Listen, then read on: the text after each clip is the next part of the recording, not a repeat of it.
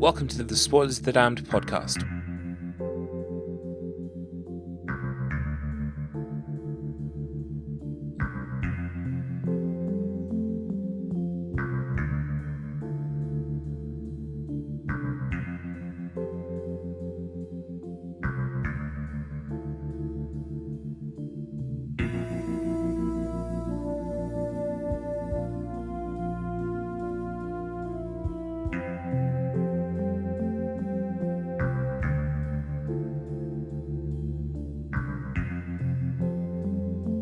Spoilers of the Damned podcast. Hello and welcome to episode 7 of the Spoilers of the Damned sidecast, focused around all things Twin Peaks season 3. Today we are covering parts 10 and 11 of The Return. We went there last week because, well, bits of last week's episode disagreed with us, and I've also had lots of. I'm actually just in the process of getting over a cold at the moment, so. Oh, even better. Yeah, summer colds are the best. Oh, I love like sweating even more. I'm feeling like I'm gonna die. It's my favourite. Yeah, I will say that for the most part, the weather this week has kind of reflected my mood. So it's not been kind of like sat indoors going, "Why is it so hot?" It's more kind of like, it's an all right temperature outside. Yeah, this is fine. It's just fine. This is fine. It's July and it looks sort of like 7 o'clock in the evening outside all the time. Summer is over, yay! It is officially over. Global warming isn't a thing, honest. Hang on. We have to save all of our meteorological talk for the main cast. Chris is missing out. Yeah, Chris is missing out. I feel like a terrible person now. We need to save up all our weather blues for him. Yeah, sorry, future Chris. Yes. Now that Chris is indeed now watching Twin Peaks at a somewhat steady rate. I think he's into season 2 just by about 15 minutes, he said, because he hates cliffhangers. But hopefully he's listening to this after he's gotten through all of the rest of season 2, Firewalk with Me, and of course season 3 up to this point. Yes. So yeah, well, let's get straight into, we'll do a kind of a recap on part 9, which probably isn't going to be as long as the recap on part 10, mainly because there were lots of little tiny bits that have kind of carried through from part 9 to part 10, so probably what we'll probably end up doing actually is just kind of, when we talk about Richard Horne, we'll talk about everything Richard Horne did from the start of episode 10 all the way through into 11, basically. Yeah, there'll be lots of bleeding through. Yeah. As it were. In more ways than one. Yes. As we begin, part 10 with Richard Horne confronting Miriam, the nice lady who was sort of laughing and giggling in the double R. Or was it her? Yeah, I believe so. She was a teacher or something. I see. Yeah, she was a very nice lady. So of course she got left for dead in a caravan with gas running. Yeah, we don't like nice people in Twin Peaks. No, never ends well not. for them, unless they're like law enforcement. Yeah, but she's managed, because here we are skipping into part 11. She's managed to make it kind of a ways from her trailer into the path of some children who I was determined were going to walk out into the road and get hit by cars. That's exactly what I thought as well. Really, I think he was framing it that way on purpose, just so you couldn't see where the cars would be coming from, and these kids weren't looking. And I was like, "Oh my god!" It's like they're gonna die. It was a good makeup effect actually on her because it looked like part of her scalding, like her she looked cheekbones fucked up. caved in. Yeah, which was much better than one of the other effects. Yeah, that we my saw wife later thought in the she was. episode. Oh, okay. Well, we'll get to that. I'm just to see what that one is, but really bad. Really? Because there are some effects I really liked in part 11, but again, we'll get to those, and hopefully it's not the one that you thought was shit. We've got inverse snap going on.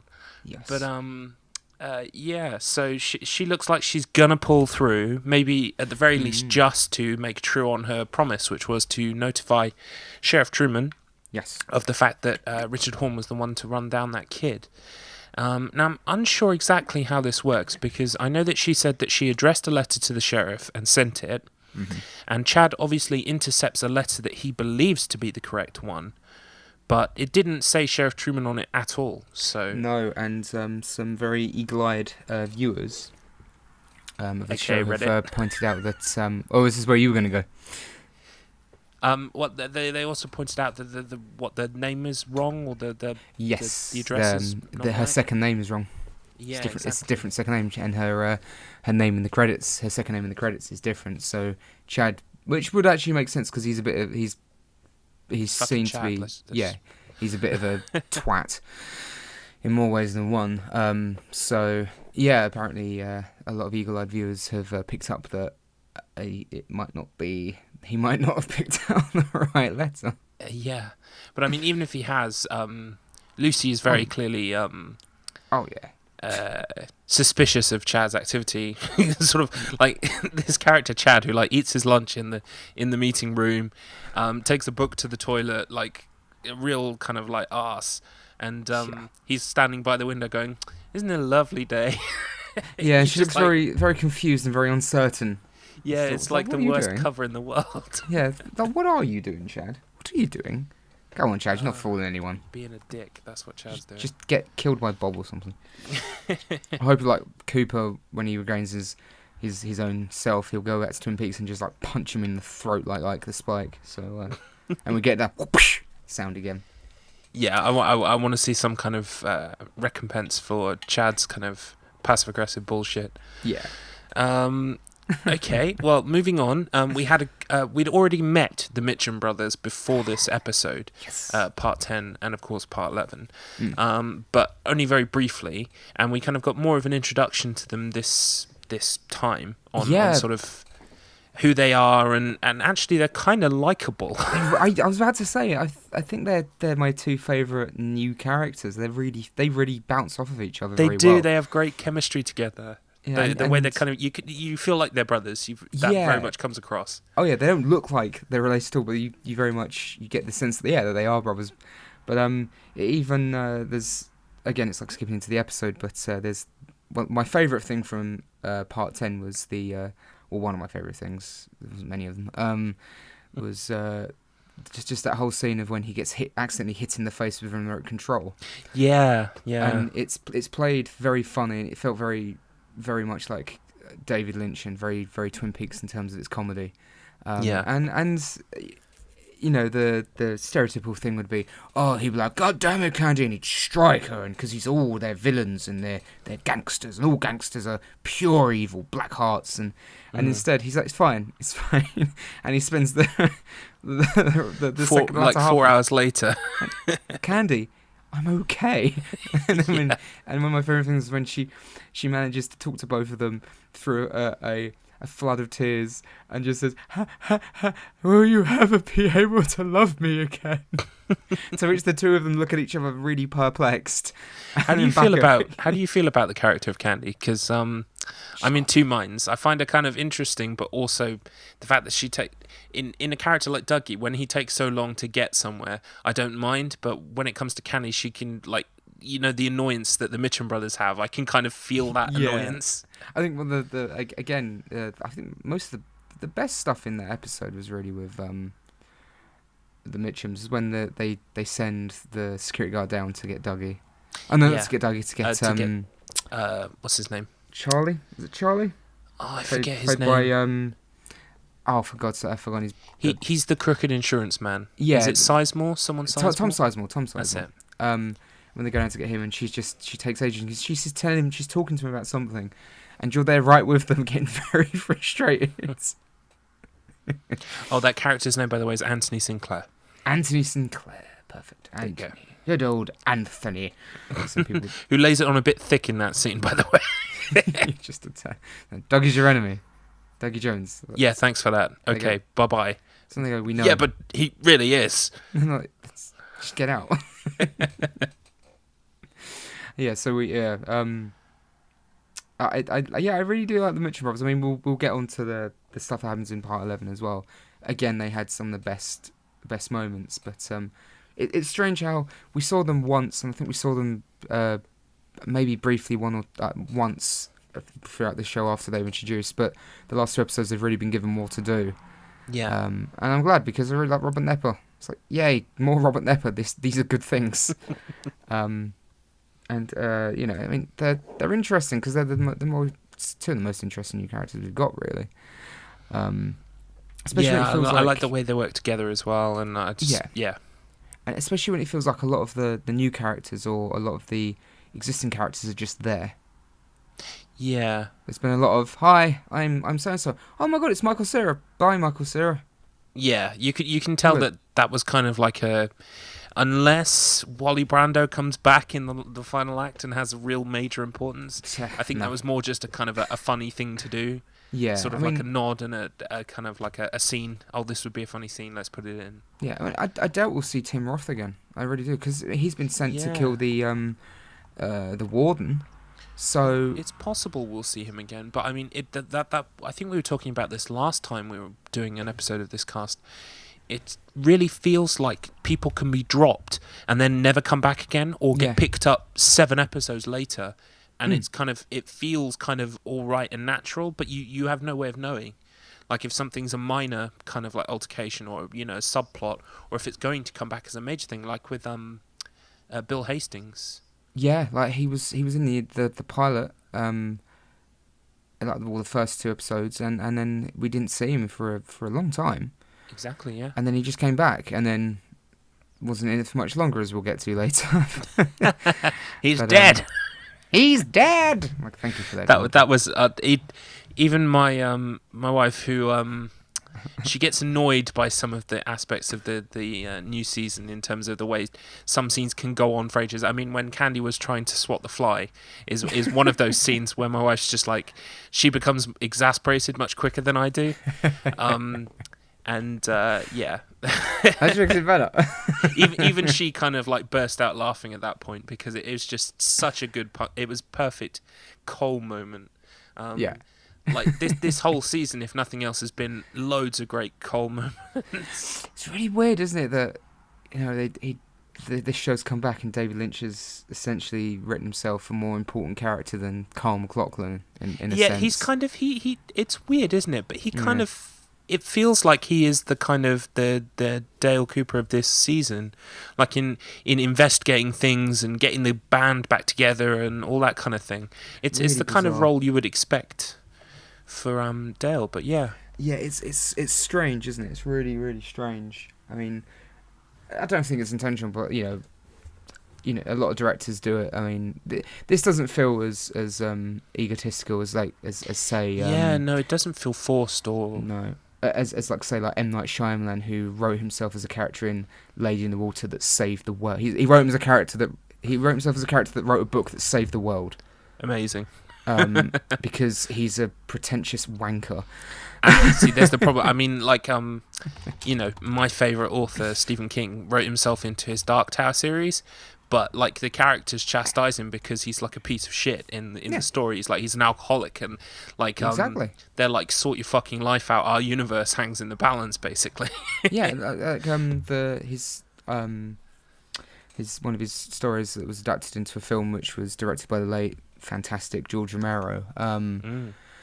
Which I'd like to touch on the podcast at some point, because that sucks. He directed an adaptation, of Dark Half, which is about Stephen King living with the duality of being Stephen King and Richard Bachman. Yeah, Richard Bachman. Yeah, it's about that. So that's, you can do it, and there's ways to do it without it being kind of embarrassing. Yeah, although to be fair to Steve King, and to rib him a little bit, the Secret Garden, Secret Window is also a rehash of Dark Half, and half of his stories feature tortured artist / writer who has an alcohol problem. Oh yeah, and usually does, but yeah, half his characters are kind of Mary Sue-ish, but I think that's because he knows himself, so he writes himself. And if you notice, like those characters are never exactly like beacons of light, are they? No. They're never exactly like, we're the bestest person in the world. Like, you're a piece of shit. Sort your life out. Yeah, it's like 90% of them. It's like, sort your life out, you dork. And then they do it. So I think it's different. But M. Night Shyamalan's just a. Yeah. But with Cole, no, it doesn't. With Cole, it doesn't feel forced. And the character's still goofy enough. If he was suddenly like a ladies' man and like noble and heroic and all that, then yeah, that'd be calling bullshit. Yeah, it doesn't. From my memory of the character in the original run, he doesn't seem too different or kind of like radically altered. No. It just feels like they've kind of turned the comedy dial up a little on him as opposed to everything else, and that's fine with me. I do find it very helpful in kind of intense scenes where you see a guy's, you don't see the guy's head get caved in, but you see the aftermath. To have a kind of a what's the word? Like a humorous kind of punctuation, like a full stop to the scene. It's just kind He's of dead. absurd and funny. Yeah, you build up to a kind of like especially that scene, as we'll get into, is sort of like quite bizarre and awesome. Yeah. That you need like a let off or a steam valve before you move on to the next scene to kind of like cleanse yourself. So yeah, I'm glad that he kind of serves that purpose at the moment. But people have been thinking that he's definitely not letting on as much as he knows.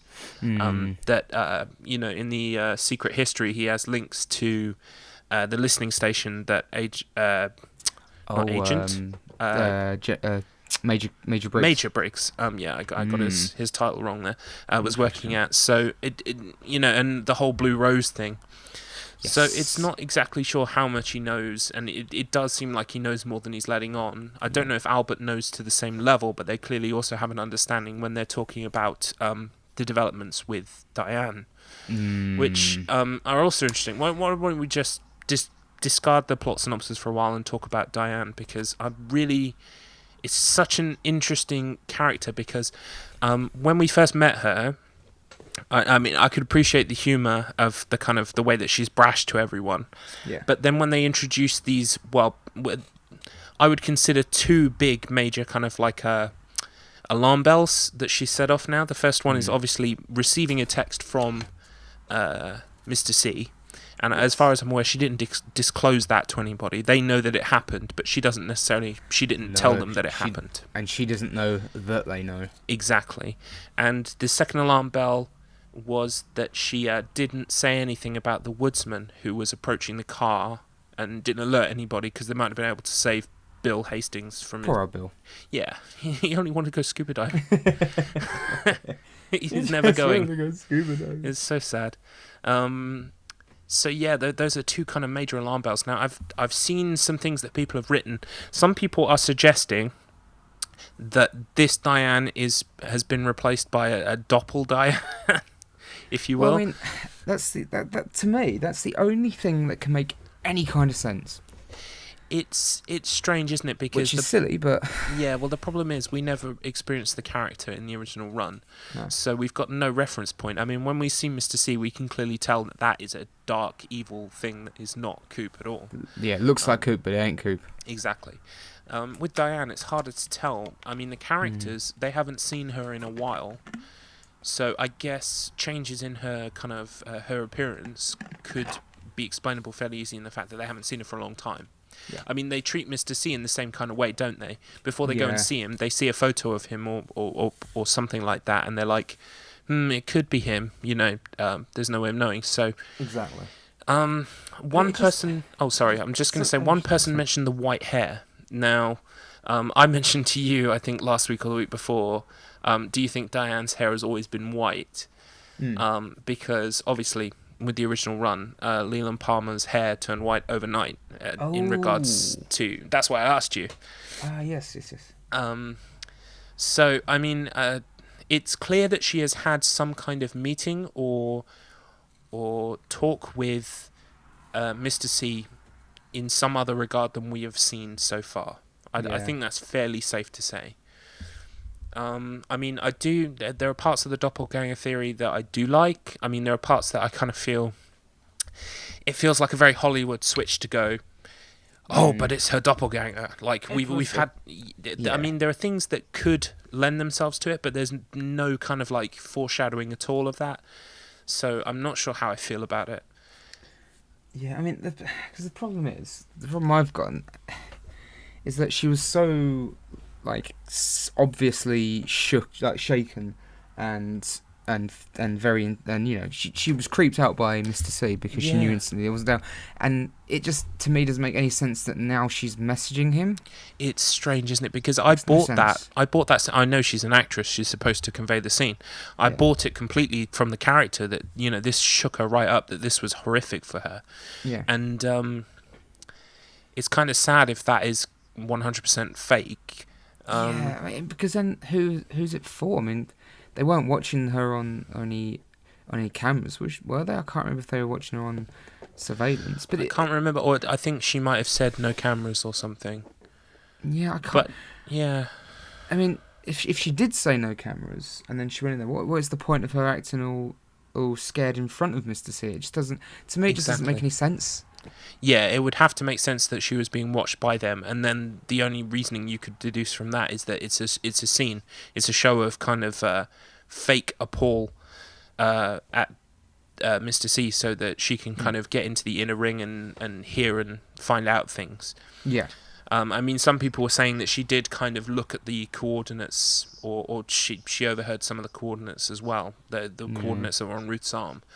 So it's hard to tell at this stage.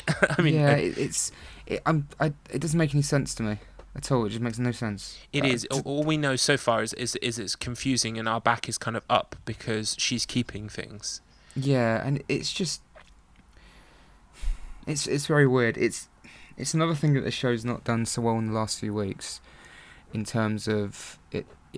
You know, a while ago it felt like, you know, when they got the note from Major Briggs that, you know, that Bobby helped them obtain, and it felt like, oh, cool, we're getting somewhere now. Things are starting to ramp up, and now they're adding more little things, and you know, we haven't got many episodes left, and it's just like, can you just get the fuck on with it? Yeah, I think the problem is that they kind of wrote this thing.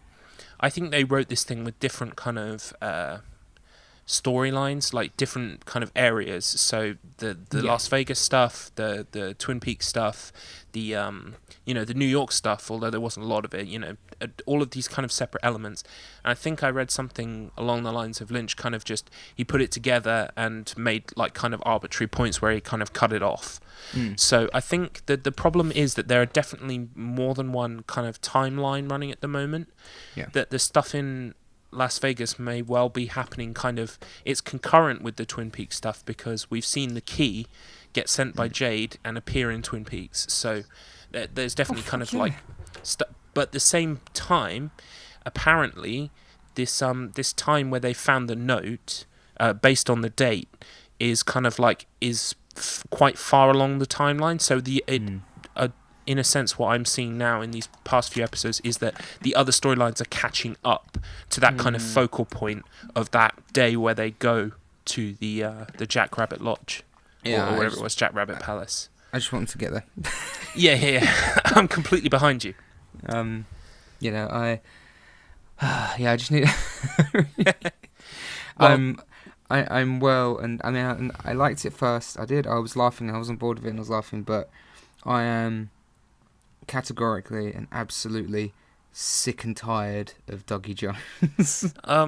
Yeah, I'm not yet. I'm not. The problem is that I really want to see Special Agent Dale Cooper. I want to see him, but at the same time, I don't know. It's just the way that, especially in part 11, we'll talk about it. I think it's one of the final things we should talk about. But that whole scene in the restaurant, the scene before that in the desert and the restaurant, that was I'm happy.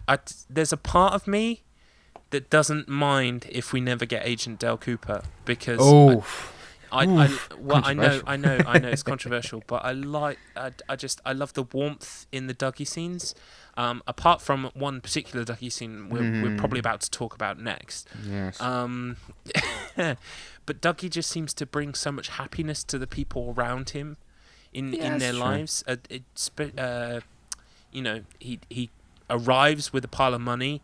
He helps that lady become like rich and get back with her son or whatever, and dress in nice clothes. He presents the people who want to kill him with a £30 million like dollar check. Well, there ain't no one harming him now because he's friends with them. Well, yeah, exactly. I mean, his boss was like, "What are you talking about?" And then he presents the files to him, and he's like, "Oh, you're a genius." He just has this kind of like he's moving through life, like touching so many people, and bringing them happiness, and it's kind of like the opposite of Garmon Bozier, if you like. Mr. C moves through life, and he kind of creates misery, and all of his plots revolve around hurting people. And Dougie Jones, well, Coop, but essentially in the role of Dougie Jones, barrels back into reality, and he gives all of these people in their lives this kind of warmth and happiness. It makes me feel happy. Yeah. No, I get that. I really miss Dale Cooper. Yeah, I really miss Special Agent Dale Cooper as well. The problem is, I feel like we're so like balls deep into this season now that like the moment for him to emerge has passed, if that makes sense. I don't want it to be, but yeah, I feel like it's gonna happen in the end. I've seen so much of Dougie Jones now that Special Agent Dale Cooper is going to feel weird almost. I mean, that's things that we'll still keep calling Dougie, but I mean, really, it is Cooper anyway. It's post. Oh yeah, definitely. Dougie was Cooper, manufactured. Yeah, I mean, I keep saying that as well. Red, I mean, cloud. Yeah, golden pool, like okay. And I keep calling him Dougie as well, but yeah, we're not gonna. If we do get Cooper back, it's not gonna be into the final episode, and it's just gonna be like a couple of lines. And I'm gonna go, that's the life and soul of Twin Peaks. That's where it was. Yeah, well, I mean, I also read one theory that the scene from the very start of the season in episode 1, where Dale is meeting with not the giant, but question mark. And some people are positing that has not happened yet, that is kind of like ahead in time, and that's actually a process of him going back to Twin Peaks. Oh, it could be, yeah. It could be. Oh, that's a good point, because he does give him numbers as well, doesn't he? Yeah, and things about, sort of like Rich and Linda and 430. And I can't remember if he said it, but, there is a big theme of the show is things, is it future, is it past? Yes. So I think once we finish the season, we'll probably have a much better idea of where things fit, but I don't think everything we're being shown is 100% in linear order. That is a very strong possibility. Yeah. It's just like once he gives you all the puzzle boxes, you then have to arrange the puzzle boxes as a puzzle. Yeah, and then just watch it back in and go, what? Watch the fan edit that puts it all in order and adds all the deleted scenes and everything. Oh, it's God. 30 hours. It's 35 hours! So there's one thing we should talk about before going to anything else, and it is what happens right at the end of episode 10, part 10. Is that we find, it's towards the end, we find out that we finally know the person that set up the glass box. Yes, that's true, isn't it? Yes. We see him on a photo. She said it was one of the early ones. Yeah. So Mr. C was behind that too. I think it's fair to say then, based on what we saw, that it was... some people have been saying that it was designed to catch the mother creature. I'm not sure about that then, based on... Yeah, I believe it was more to catch Coop. Yeah, because then it arrived very soon after he was there. It's almost like he got away before it found him. Because... Yeah. Don't forget that when he was in the other part of the bottom of the Black Lodge, in that room where there was the banging, I'm pretty sure the woman with no eyes said that's mother. Yeah, exactly. That's my mum. Yeah, that's a very good point. So I think it was that trying to get to him. It's trying to stop him from leaving. Yeah. Which makes the most logical sense to me, because if this is the thing that birthed Bob, it's not going to want Agent Dale Cooper to get back to the real world and stop his doppelganger from doing whatever the fucking hell he's supposed to be doing. Yeah. So it doesn't. Yeah, because I mean, there were many theories. I mean, some people were saying it was Audrey Horne. Some people were saying it was. I thought it might have been Philip Jeffries. Yeah, I thought it was going to be someone looking for Coop, like that was trying to find him, like Audrey. I thought that kind of makes sense. A lot of money. We knew she had a lot of money, but yeah, we were now. At least we know. At least that's kind of resolved. Yeah, I mean, Audrey's actress is confirmed for the season, right? I can't remember, but I believe so. Is, yeah, she is. She is. I still feel. I was talking to my aunt about this actually. And do you remember I can't remember which magazine it was, had the photo shoot with all of them. Yeah, that was when those first images kind of came out of certain characters. I feel kind of lied to. Yeah, I do too, because I feel think kinda Big lied Ed was to. there as well at that point. Yeah, he We hasn't still been haven't seen seen at him. all. We've seen James once. He didn't have any. He barely had any dialogue. I think he James was is still talking to the cool. guy. It's like, no, he's not. I shouldn't say that, but he's at the Twin Peaks Festival in November. I don't like the character. James Marshall, I'm sure, is a lovely bloke, but his character is just a bit milquetoast. Yeah. So but even he didn't have any dialogue really. He kind of sort of spoke. He spoke to the guy who came in, but he was like, "Oh, it's a cool place." Huh? He's like, "Yeah, it's good, it's cool." And then he like looked at Shelley, and then she was like, "Yeah, he's always been alright." And like, "Yeah, James is a cool guy." Like scripts, his character development in the original series was not the actor's fault. But yeah, then there's like Nadine, who's we know has got like a silent drape. Yeah, shot, we've which had is kind of funny. confirmation on that, and it's a nice nod to the original run. But he's like, I had all these photos, and I feel kind of like it's like, hey, I like his characters. Like, yeah, you like them all, yeah, fuck you, they're not in it. Yeah, It's it would be interesting to travel back in time and tell ourselves that Trent Reznor would have more screen time than Nadine, Big Ed's, James, all combined. Yeah, like, so you mean the 9-inch nails? Yeah, it's weird. Like, I mean, I'm not saying like, I'm not angry, but I'm like, I do feel a little bit lied to, because it felt a bit like, hey, remember all these characters? Isn't it cool to see them back again? Well, that's the best you're getting. Yeah, and it's weird, isn't it? Because we said at the start as well, we didn't want it to be just a cash-in revival, No. where it's just, you see all your favourite people come up and they go, oh yeah, remember that show, and then that's it. So I'm very glad that they haven't done that, but I do feel your frustration on that, because, I mean... yeah, it's weird. We got another Dr. Jacoby, Dr. Amp scene in part 11, which we mentioned Nadine, so we'll just touch on that now. Yes. I love his rant. It was even more in depth and kind of like harsh than the last one. It was just basically the fuck word every, 10 words. It was perfect. I just want to kind of like take that bit and clip it and just watch it over and over again. old Russ Tamblyn just swearing. It's so good. It's like the best. I've seen a lot of parodies of kind of what's the guy's name? Alex Jones. Seen lots of parodies of that kind of character, but this one, I don't know. It's just it's spot on. It's perfect. It really does work. It's funny. It's one of the funnier new things with one of the old characters. Yeah. Although I will say, the stuff with Bobby's been good, because it's just really nice to see that Bobby's doing well. Oh yeah. Well, let's talk about Bobby, because I can't believe it's not fair to say I can't believe. Much in the way that we were talking about how when the series was starting, we kind of didn't know that we were going to see characters less, and the characters that we've been introduced to, we didn't know that we were going to love them as much or hate them as much. Yeah. But with Bobby, I had no kind of like preconceived notion, or kind of he wasn't one of my favorite characters in the original run. He was just kind of he was there, and he was kind of like an agent of change in that, kind of like the stuff with Leo being kind of catatonic was funny. They kind of like party around him and all that. But I kind of thought he was a bit of a piece of shit. He is for the most part, but he does have a good character arc in the original series. Yeah, he does kind of like especially with the help from his father. Sort of, he starts to become a good person. Or it was a good person all along, but finally kind of ascends above the kind of the realms of people he's hanging out with and stuff like that. And I absolutely adore his character in this new season. I feel so bad for him. I felt so bad for him in that scene that we'll talk about in a minute.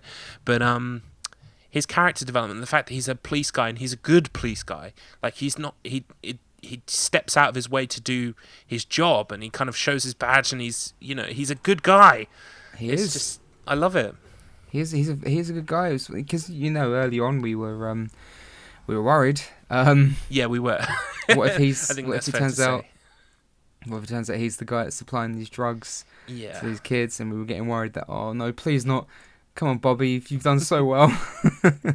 But no, he's good. It's nice to see a character that's really changed as well, because not many of them really have. Like, even Shelley seems to have just fallen into the same rut, really.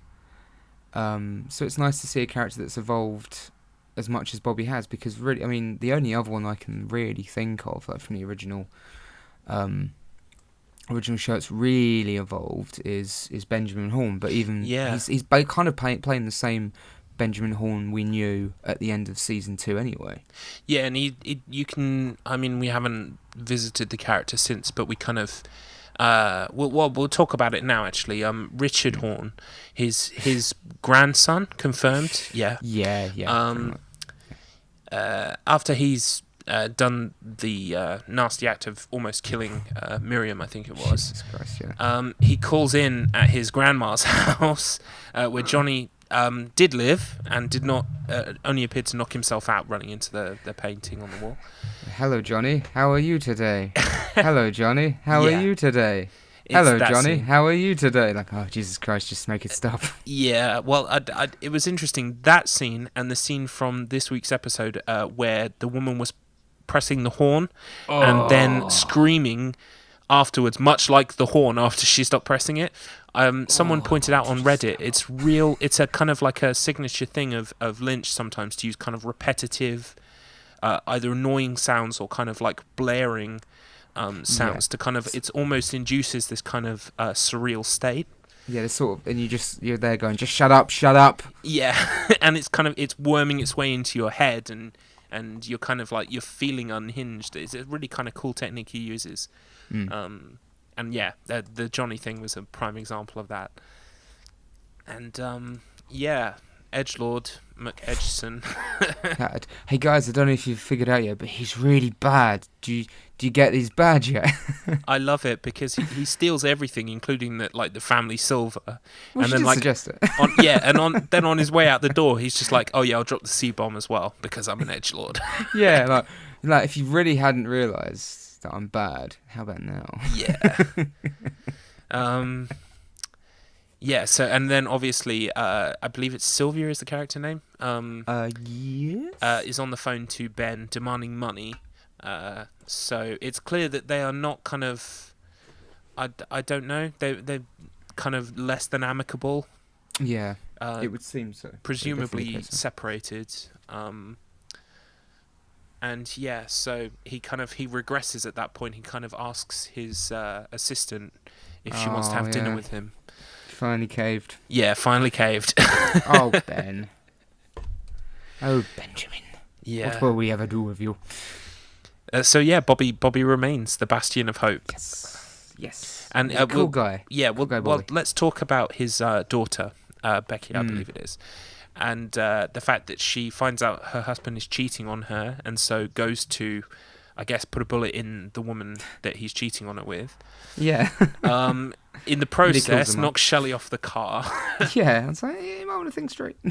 Yeah, I mean, I kind of, I felt really bad for Shelley in that instance, and I actually felt a lot of sort of empathy towards Shelley until a certain point that I'm sure you can guess. Yeah. So anyway, Bobby, naturally, as a good dad, manages to get Becky's charges brought down so that she doesn't have to go to jail. And also reveals that the only reason her husband isn't in jail is because of him. Yeah, exactly. It's clear that they're... Well, I say it's clear. They appear to be very good parents, despite, trying the best they can with a kind of a child who's fallen in with the wrong person. Yeah, well, Bobby seems to be anyway. Yeah, I will now asterisk that statement and add Bobby only, because literally in the very middle of their family powwow, Shelley leaves to kind of make out with the local drug dealer, Red. Yeah, Red. But it's weird. Like, as soon as she sees him, she's like a giddy teenager again. It is. It goes to. I think it serves as a really good juxtaposition of a character that has changed. Bobby has changed. He cleaned up his act. He got a job. He supported his family, and Shelley fell away from him because Shelley goes after bad boys. That's kind of like her MO. And the problem is that she hasn't moved as a person past that, but Bobby clearly has moved past his kind of shortcomings to become a better person. Oh god, yeah. And the kind of you can see that clearly the split must have happened against Bobby actually wanting it, because when he sees Shelley kissing Red, you can see that kind of visible Oh, he looks Like, he's so absolutely hurt. heartbroken. I know, and I felt so bad in that instant for Bobby. And even the daughter looked. You see, she felt bad for him as well. Yeah, they're a bit kind of nonplussed. They're just kind of like sat there, shocked. Like, she actually went. Yeah, and she's like running around like, "Oh, Gideon!" She comes running back in. And they just both sort of just stare at her. I know, and then that kid shoots the gun, and I'm like, thank God. Yeah, which somehow didn't. I thought it went through the window in the. I don't fucking know. But, He managed to shoot a window in the diner without seeming to shoot a window in the car, because I couldn't see a broken window. Yeah, I couldn't either. So I don't fucking know. I'm not And sure. then we have that scene with the woman beeping the horn, and it's like, shut up, shut up, shut up, shut up. And then the kid like fucking rises up like a zombie from a Lucio Fulci movie. Yeah. He's like, and starts like throwing up on the woman, and then Bobby, when they're really weird moment, Bobby just stands there looking a bit perplexed, like, "Huh, this is weird." Like, Yeah. Bobby, I think the kid might be in trouble. Would you like to maybe phone an ambulance? Well, he's just kind of confused and horrified, which is, like, I think, most of the audience at this point as well. But then, like as it kept going, I was like, okay, yeah, I'm confused as well, Bobby, but Yeah, need to do something maybe here. you should call an ambulance. And he'd been so proactive till that point, you know? Yeah, Like, it's the oh other my car God, pulled the up, he, sick like, child. told them everything. He apprehended the gun from the kid. Yeah, and then it was like, could you maybe do something? I will say I did like the kind of the layers in that scene. You know, the kid with the wearing the camo and everything. The way he just kind of gives Bobby this kind of like fuck off look. He then looks to the father, and the father's giving him the same look, like dressed in the same stuff, and it's like one of the kind of like defining things about Twin Peaks, especially in this season, is like people doomed to repeat their kind of upbringing again and again and again through generations. And I feel like we got a lot of that with Shelley kind of like just waltzing off, and the fact that their daughter is kind of like a little bit kind of unhinged, taking drugs and shooting doors. just a tad. So it was nice that they framed the whole thing in that kind of showing the kid and the dad. But the thing in the car, I'm not exactly sure what was going on. I mean, I've seen some people speculate that apparently her dialogue, the lady's dialogue, if you read it written down, they're kind of they're late for dinner, and some people were suggesting that maybe these are lodge spirits or something like that. But I mean, you and I were talking about this last cast. Every week, it's like, oh, maybe they're a lodge spirit. Yeah, like, everyone's a lodge spirit. The only people that aren't lodge spirits are the lodge spirits. Ah, Exactly. So such a twist. M. Night Shyamalan. Yeah. Just takes his mask off. It's not Golden Cole. It's M. Night Shyamalan. M. Night Shyamalan's Twin Peaks season 3. Oh God. It's enough to give you shivers. Oh, it's just terrifying. Okay, well, let's wrap up part 10. So let me have a look here. There's one bit we haven't touched on. Yeah, so we've actually talked about. Oh yes, of course. We keep moving away from. Well, let's do this now then. Well, I think maybe we'll do that last. Actually, I think because I might go on a bit. Okay, that's fine. And yeah, also because then I will end. You know, if that gets too heavy, we'll end with the Dougie scene from part 11. Yes. So which is nice and happy. So, okay, lining these things up then. Gordon has a vision of Laura. That was interesting. Yeah, and then it's one of the scenes from Fire Walk with Me when she's talking to her friend. What the hell is her friend's name? Is it the friend who had the diary? Oh, Is it the botanist friend? I don't know if it's Harold or oh my God, I cannot remember her name. She's like one of the main characters in the original show. Donna. Yeah, it might have been Donna? when she's talking to Harold or replacement Donna. I can't quite remember. But yes, so that was weird anyway. And he's got a little red box as well on his on the table, which is strange. But he's also doing that doodle as well. I've seen 5 or 6 different topics about what that doodle means. So what does a doodle mean? He's just drawing. Oh, some Maybe. people have said it kind of bleeds into the kind of like the indigenous people of South Dakota, like they have this kind of animal. Apparently this animal, a spotted deer, doesn't exist or something, so it's kind of like a symbol or I've read so much. It could be, or He's just Or it's just a little doodle. yeah, maybe he's just like, this is fun, I like to draw. And I he's just give myself drawing. B+. Quite nice. Exactly. But then there was one thing that was strange, is when my favourite character arrives, Tammy. When boy. she arrives, it's she walks around the corner. It's slow motion. The music was kind of ominous. I thought, which is weird. So I'm not quite sure if they're hinting that she's not what she seems, which would be really weird this late on. Well, what she seems is kind of like a plank, so... I think she's a robot. She's an alien from the lodge. She's a lodge spirit! And she's a lodge spirit. Oh my god! Everyone's a lodge spirit. Albert is. I expect a 20,000 word dissertation on... Tammy's a lodge spirit. Oh, it makes so much sense. Oh, plot twist. Yeah.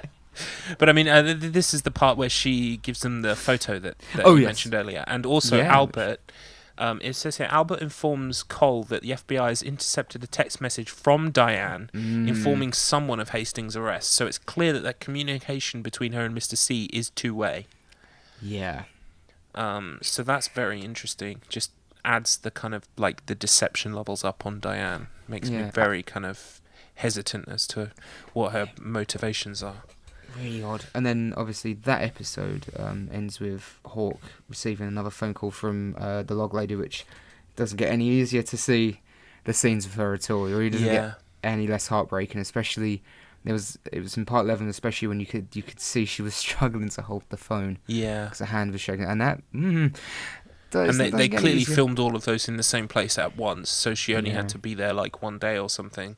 Yeah, because it's probably all it's pretty sad. Do. Yeah, but she says that Laura is the one. So I'm confused. I've seen a lot of people speculate that the atom bomb of C is what allowed things such as Bob to enter our world, which does make sense. But I've also people theorise that the White Lodge made Laura to stop Bob, but I don't really understand how that worked because. It didn't work. Yeah. Not really, unless it's like a convoluted plan of, well, her death brought in Agent Cooper. I'm like, he was already the FBI were already investigating the murders. Mm-hmm. So I'm not quite sure how she would be the one that stopped Bob, but we shall see. We shall see. Well, yeah, I mean, the way that episode 8, and I mean, we'll be talking about episode 8 for years to come, I imagine. The way they kind of set it up is that kind of they feel very much like opposing forces. Like Laura Palmer is this kind of thing created by the White Lodge to combat this kind of creation of chaos that may or may not have been created by the Black Lodge or created by a monster outside of our reality that's made its way in, and is kind of like then naturally falls into the other kind of like creatures in the Black Lodge. So they're clearly kind of like a yin and yang kind of thing. It's just it's hard to work out how they expected Laura Palmer to fight it. And what about the likes of Mike and exactly? All that? Yeah, it's curious, isn't it? And I mean, we still haven't had any answers in regards to how Bob kind of like became the way he looks, or like how he got into Leland. So.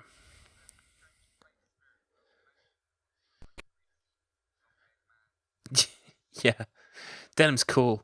It might be the case that we find that there's a page in the final, whatever it's called, the final dossier or the final notes in the book that's coming out once the season is finished. It's probably that we'll just get someone's diary page in there that goes like, oh yeah, I met this girl who was really weird, and then she like puked a frog roach out, and then that became Bob or something. Like it'd probably just get explained away somehow in that.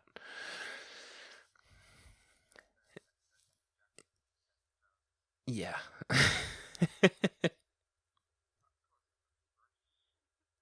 It is. Well, I mean, it's to be fair to Bob, it's memorable. It's you will never forget him creeping across that room.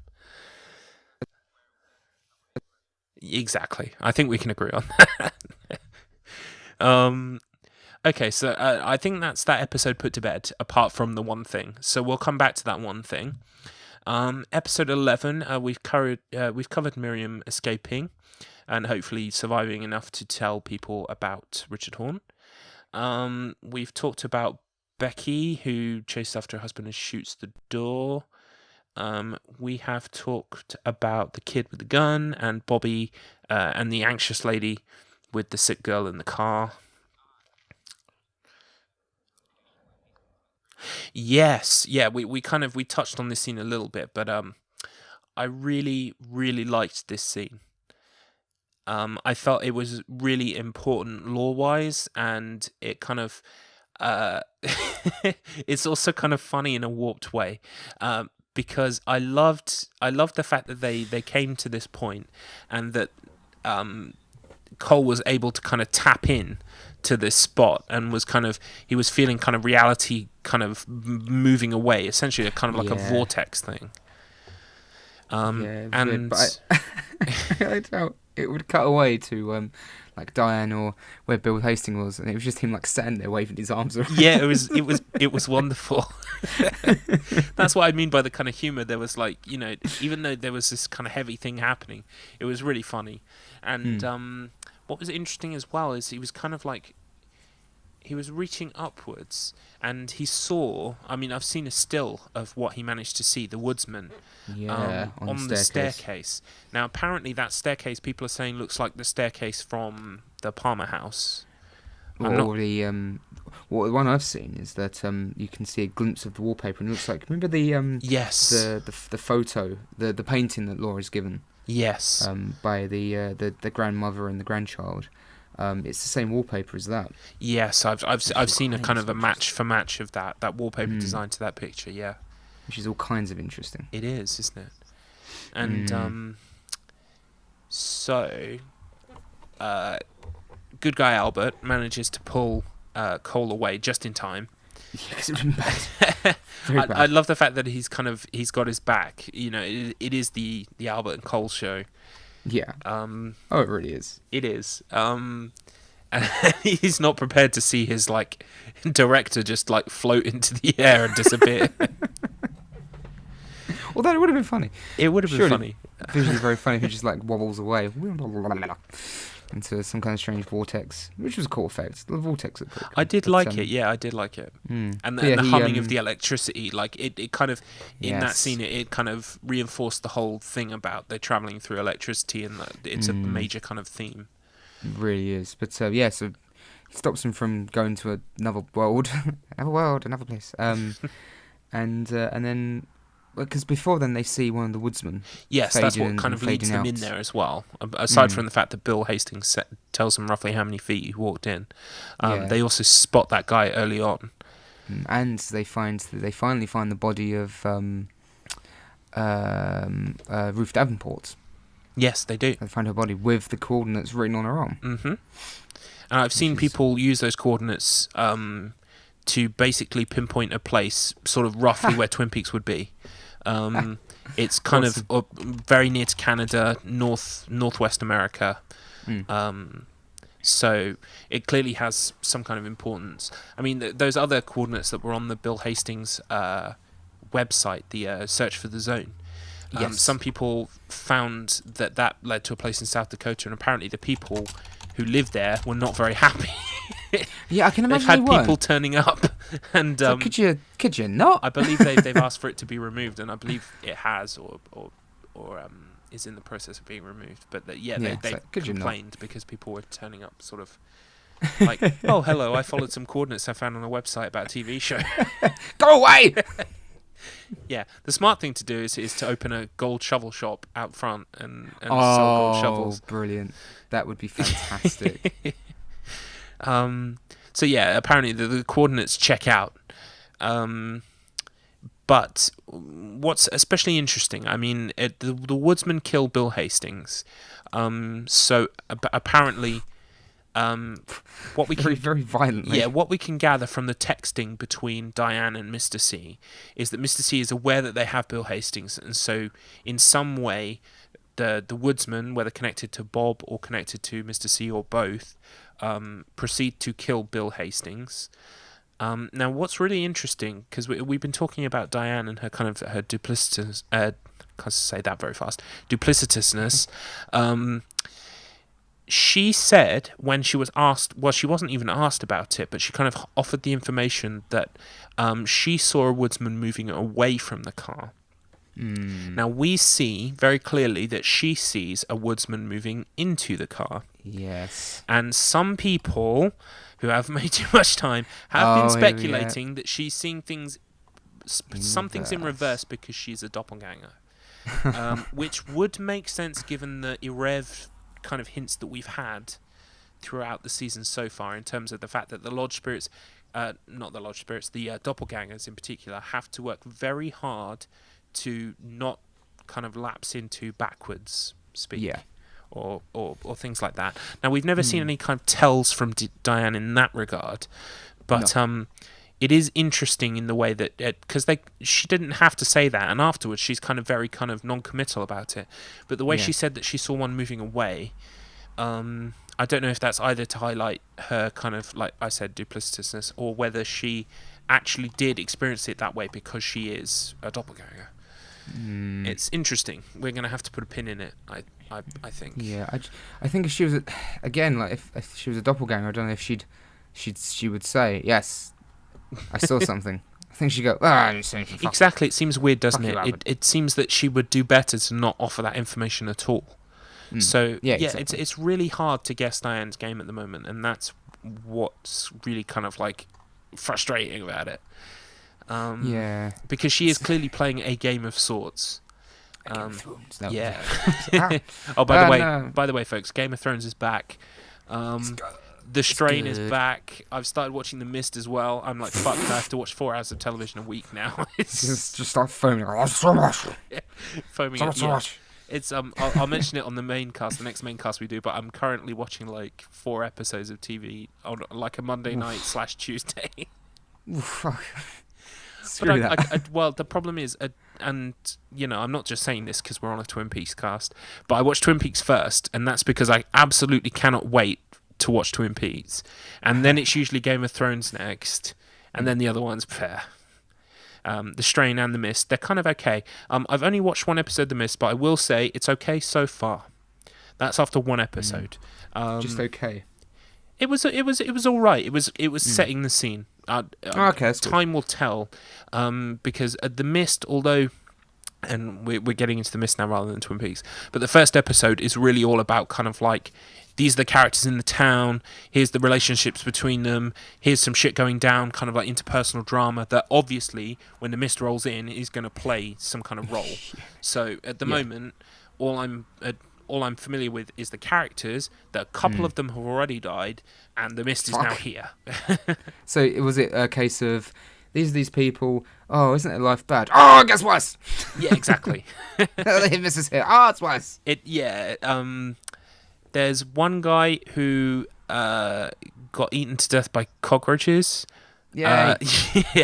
My wife doesn't like cockroaches, so she kind of like had to look away until I told her it was okay. But they have a Mrs. Carmody, which has got like a nice touch to the movie, except she dies in the first episode, so she was clearly just an Easter egg. And well, without getting too much into it, I mean, I'll recap it on the main show, on the main cast, and I'll probably have watched a few more episodes by then. But it seems okay at the moment. It's all right. If Twin Peaks and Game of Thrones wasn't on, I'd probably be a lot more into it. Same with The Strain as well. Yeah, it's like, because you know, I'm still making my way through Attack on Titan as well. I've finished most of season 2. I know it's only like 20 episodes, 20 minutes, 20 episodes, 20 minutes an episode, but still, it's like, you know, when you get too much TV, it can get a bit overwhelming. It can. And everything starts to bleed through, and you're like, I don't want to watch 8 hours of television like in a couple of days, you know, you want to just kind of like space it out. It's the problem with like having stuff on demand as well. It's really fucking easy to get through everything. Sometimes it's good to try and sometimes being tempered by actual time and schedules is helpful. Yeah, like I've rationed myself with Attack on Titan. I could have happily have finished it by now. I was like, no, because then it's going to make when these, because there's already been a few big reveals in the show already that made me go, what the fuck? And if I'd I just binge watched it, it'd have less effect. I think so. I think I definitely, if Twin Peaks season 3 was all available to watch at once, I would have finished it in the first 3 days. Yeah, and then you go, oh, that was good, but you're like, oh, it'd be nice if I like my last bit longer. Well, yeah, exactly, and we wouldn't have been able to milk milk it. so many podcasts out of it in terms of material. Yeah. We would have just had one podcast where we just sat there going, yeah, it was good, wasn't it? Yeah, exactly. It was like, oh, it was pretty good, you know. We'd have milked it just like the woodsman tried to milk poor old Hastings' head. Oh, Chris would be proud of that King of Segway style. Shift back into topic. So like, oh, shit, I made a mistake, I'm sorry. Right, yeah, so where are we through the episode? So we were up to that point. We're actually just about to get to the explosion of brain matter. Oh, yes. Yeah. So Diane saw a woodsman approaching the car, even though she told him she saw one leaving the car.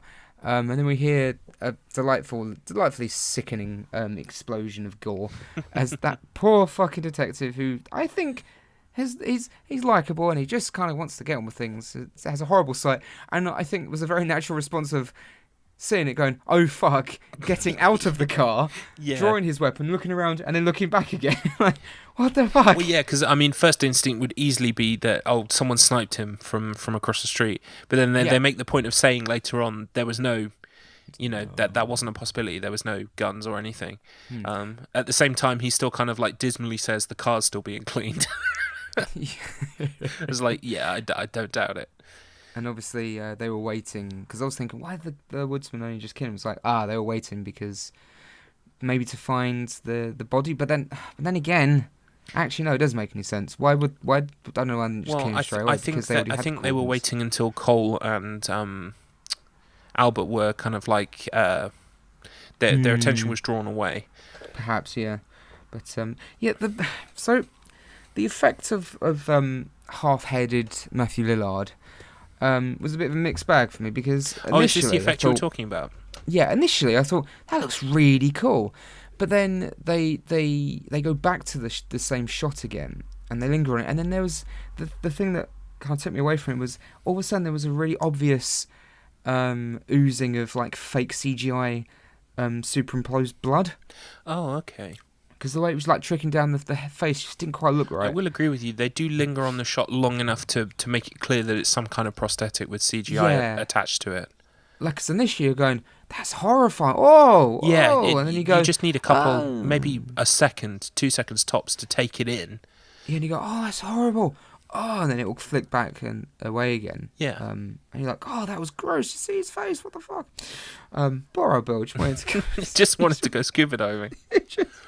I just wanted to go scoop. Zoinks. Scooby diving. Oh, poor So, unfortunately, Matthew Lillard is gone from the series. Maybe we'll get him inside the lodge, which would be nice, because it'd be nice for Matthew Lillard to have more screen time in this, because he really surprised me. You know, I've been on his back a bit in the past, but I thought he was really good in this. He has been in some shit, and I've always had a soft spot for him as a person, because I really loved his portrayal of Shaggy. And he's cool, yeah. Oh, yeah. I loved him in 13 Ghosts as well. He was just playing this kind of like, he was playing Shaggy mixed with Hudson from Aliens, basically, just walking around every 5 seconds, going, "We're fucked, we're fucked." And he's a nice. He comes across like a really cool guy. He does, yeah. I follow him on Instagram, and he's really kind of humbled by all the attention. He said that I don't think he's not really watched the original series, and he said that literally the only scenes he got were his, and he doesn't know how any of the other stuff acts into it, but he's glad that he kind of fits into it, and that it kind of like it flows and it's natural. I think he wasn't expecting to have people going, "Wow, that was really cool." You know, maybe he didn't expect it to be the cult thing that we all already knew it was. Well, yeah, I think episode 11 was played at one of the Comic Cons. Is it San Diego Comic Con? Recently, and they had a panel, and he was on the panel as well. So that's cool. So it's really nice. Yeah, and I think he then got a sense with all these people coming up to him and the people who attended to ask questions and watch the screening of the episode early and stuff. Yeah, he's going, holy shit! But the other thing I will say is they sewed it up somehow. I didn't hear a single spoiler about the episode from that event. So. I hadn't. Yeah, they've been great right from the beginning when the pilot, the first 2 episodes was screened at the Cannes Film Festival. Yeah. It was either Sundance or Cannes, and it was screened, and no one said fucking anything. Yeah. How refreshing is that? I know. In this day and age where everything's spoilt, where they have to put next time on Walking Dead. Here's some spoilers. This is what I'm going to do for the next season of Walking Dead. I've already started doing it for Game of Thrones this season. Is I'm not watching the trailers anymore. Yeah. I don't know, because Twin Peaks doesn't have one, and so No. I kind of approach it going, "What the fuck is going to happen this week?" And I love that feeling. So instead of going, oh, that's where they're going. Oh, there's going to be a fight scene. It looks like this. I don't fucking know. Exactly. Someone told me something that's going to happen in next week's Game of Thrones because I went, I don't want to know. Don't tell me. And he went, oh, but it's at the thing at the end, past the credits. I was like, I don't fucking watch them because I'm invested already. I'm invested. I don't want to know what's going to happen. I always used to, but better. I've started not doing it anymore, and it's because of Twin Peaks, I think. Yeah, and you're like, I don't want to know because it's going to be far more fun when I just watch it brand new, fresh. Yeah. And that's all I know. And then when I'm surprised by Jaime Lannister being an alien from the planet Zeist from Highlander 2, it's a surprise. It's a surprise. So that can be anyone. But yeah, I much prefer doing that, and it's been so refreshing. And there's been nothing that has escaped about anything to do with Twin Peaks. Yeah, I must applaud them on that. It's really commendable. And they've only they've only revealed who the actors are playing when they appear in the show as the character. Yeah, and even things like the music for the soundtrack, they're only releasing it as tracks get used in the season, both commercial and composed for the original soundtrack. Yeah, it's like I'm pretty sure Monica Bellucci hasn't been in it yet. No, I don't think so. She's on the cast list. So is Eddie Vedder from Pearl Jam. So yeah. So so she's. I'm still waiting for her to show up because she's really fucking good. So yeah, it's good. It's refreshing. But it is. But yeah, so we had the poor old death of Mr. Hastings, and then probably one of my favourite moments. Oh, actually no, we'll leave that because it's right at the end. But after that we had Hawk going through an ancient map with the sheriff. Incidentally, I didn't know this, but the guy who plays Hawk is into. Obviously, he comes from a line of Indigenous American people, so he's actually into creating art in that style. Oh, I didn't know that. So some people were saying he may well have actually made the map. I'm not sure if that actually is the case, but he is an artist in that style. So, which is really interesting. I was reading about it today.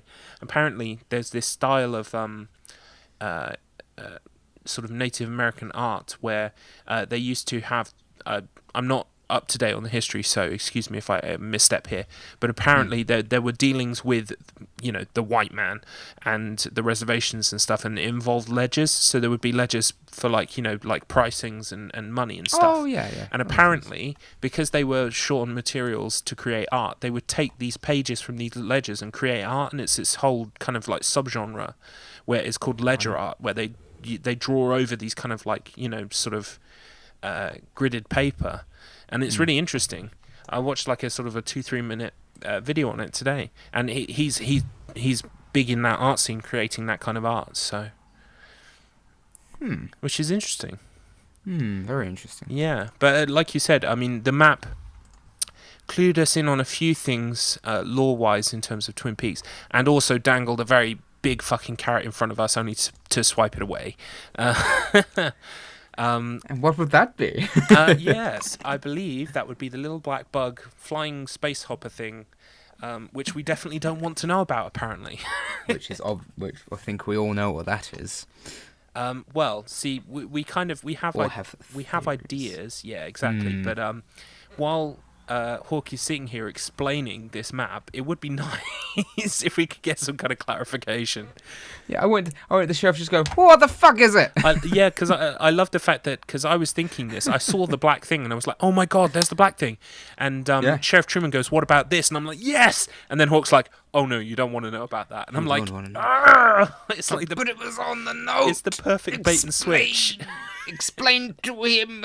Explain to us. Well, not only was it on the note, it was on that playing card that Mr. C had back in, I don't know, episode 2.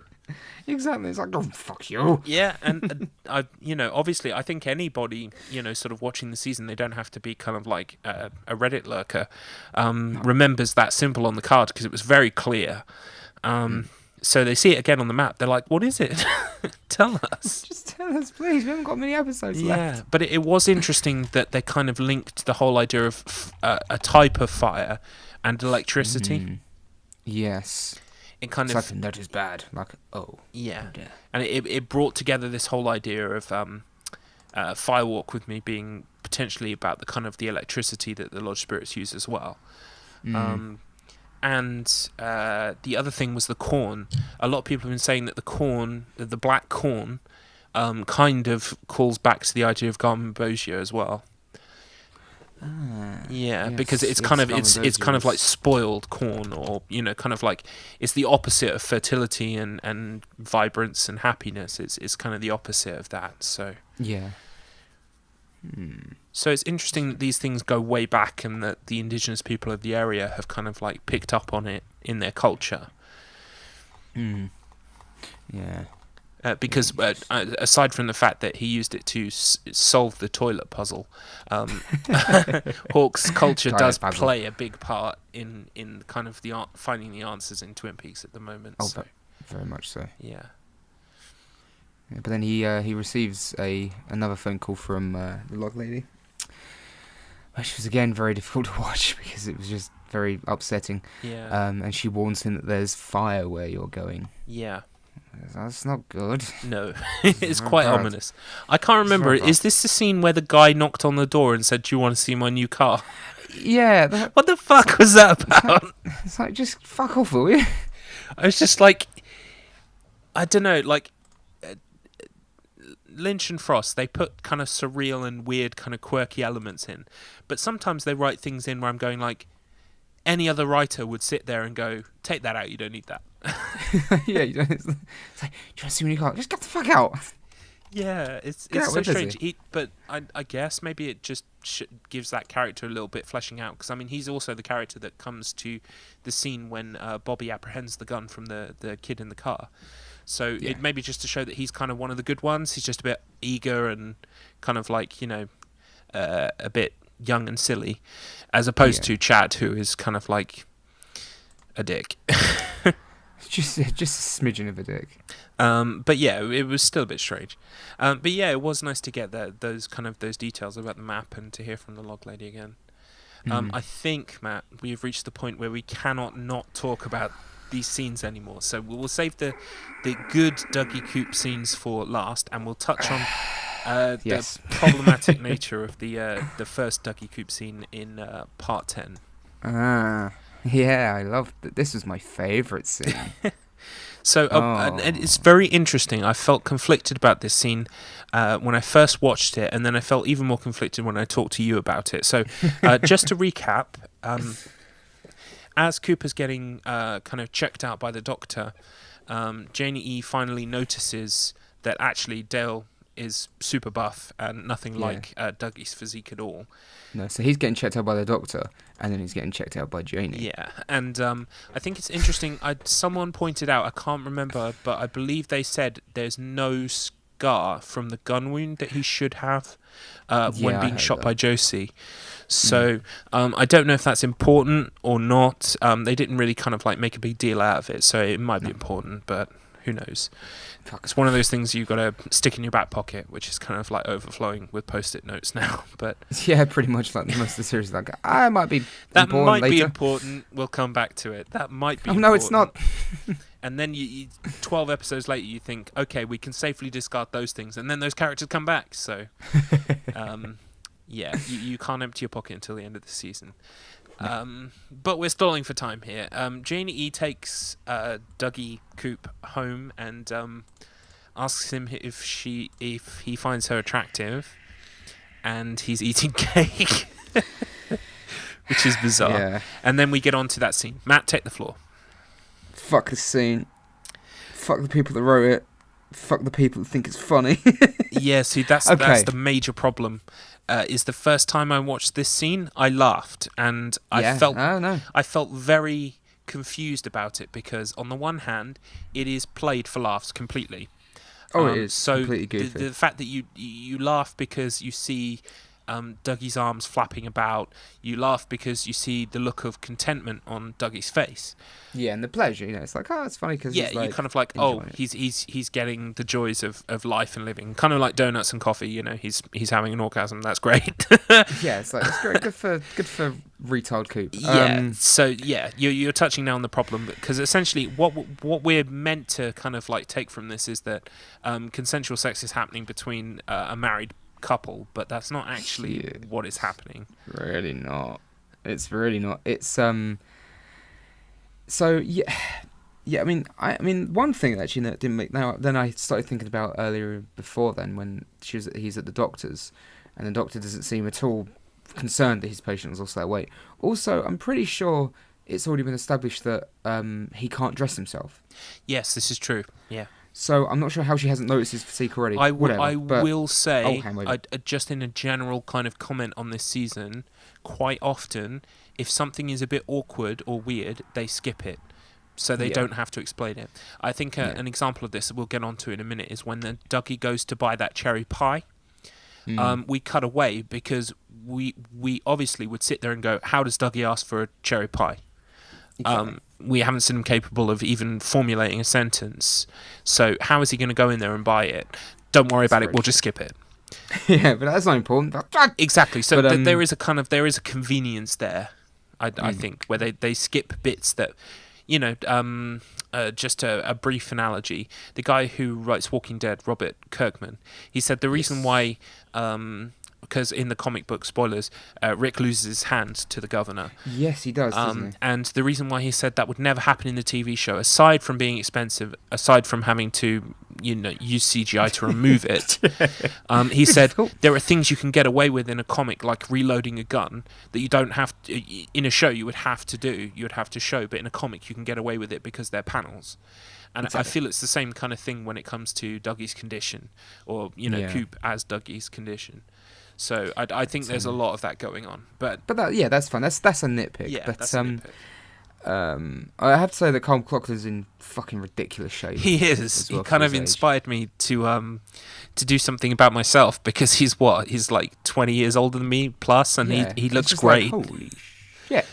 But yeah. So then we get to that scene. So my problem is that because my brain always does this, and I always start thinking about this stuff, and it's like, it's funny, she's having sex with him, and because he's not having sex with her, she's having sex with him. Yeah.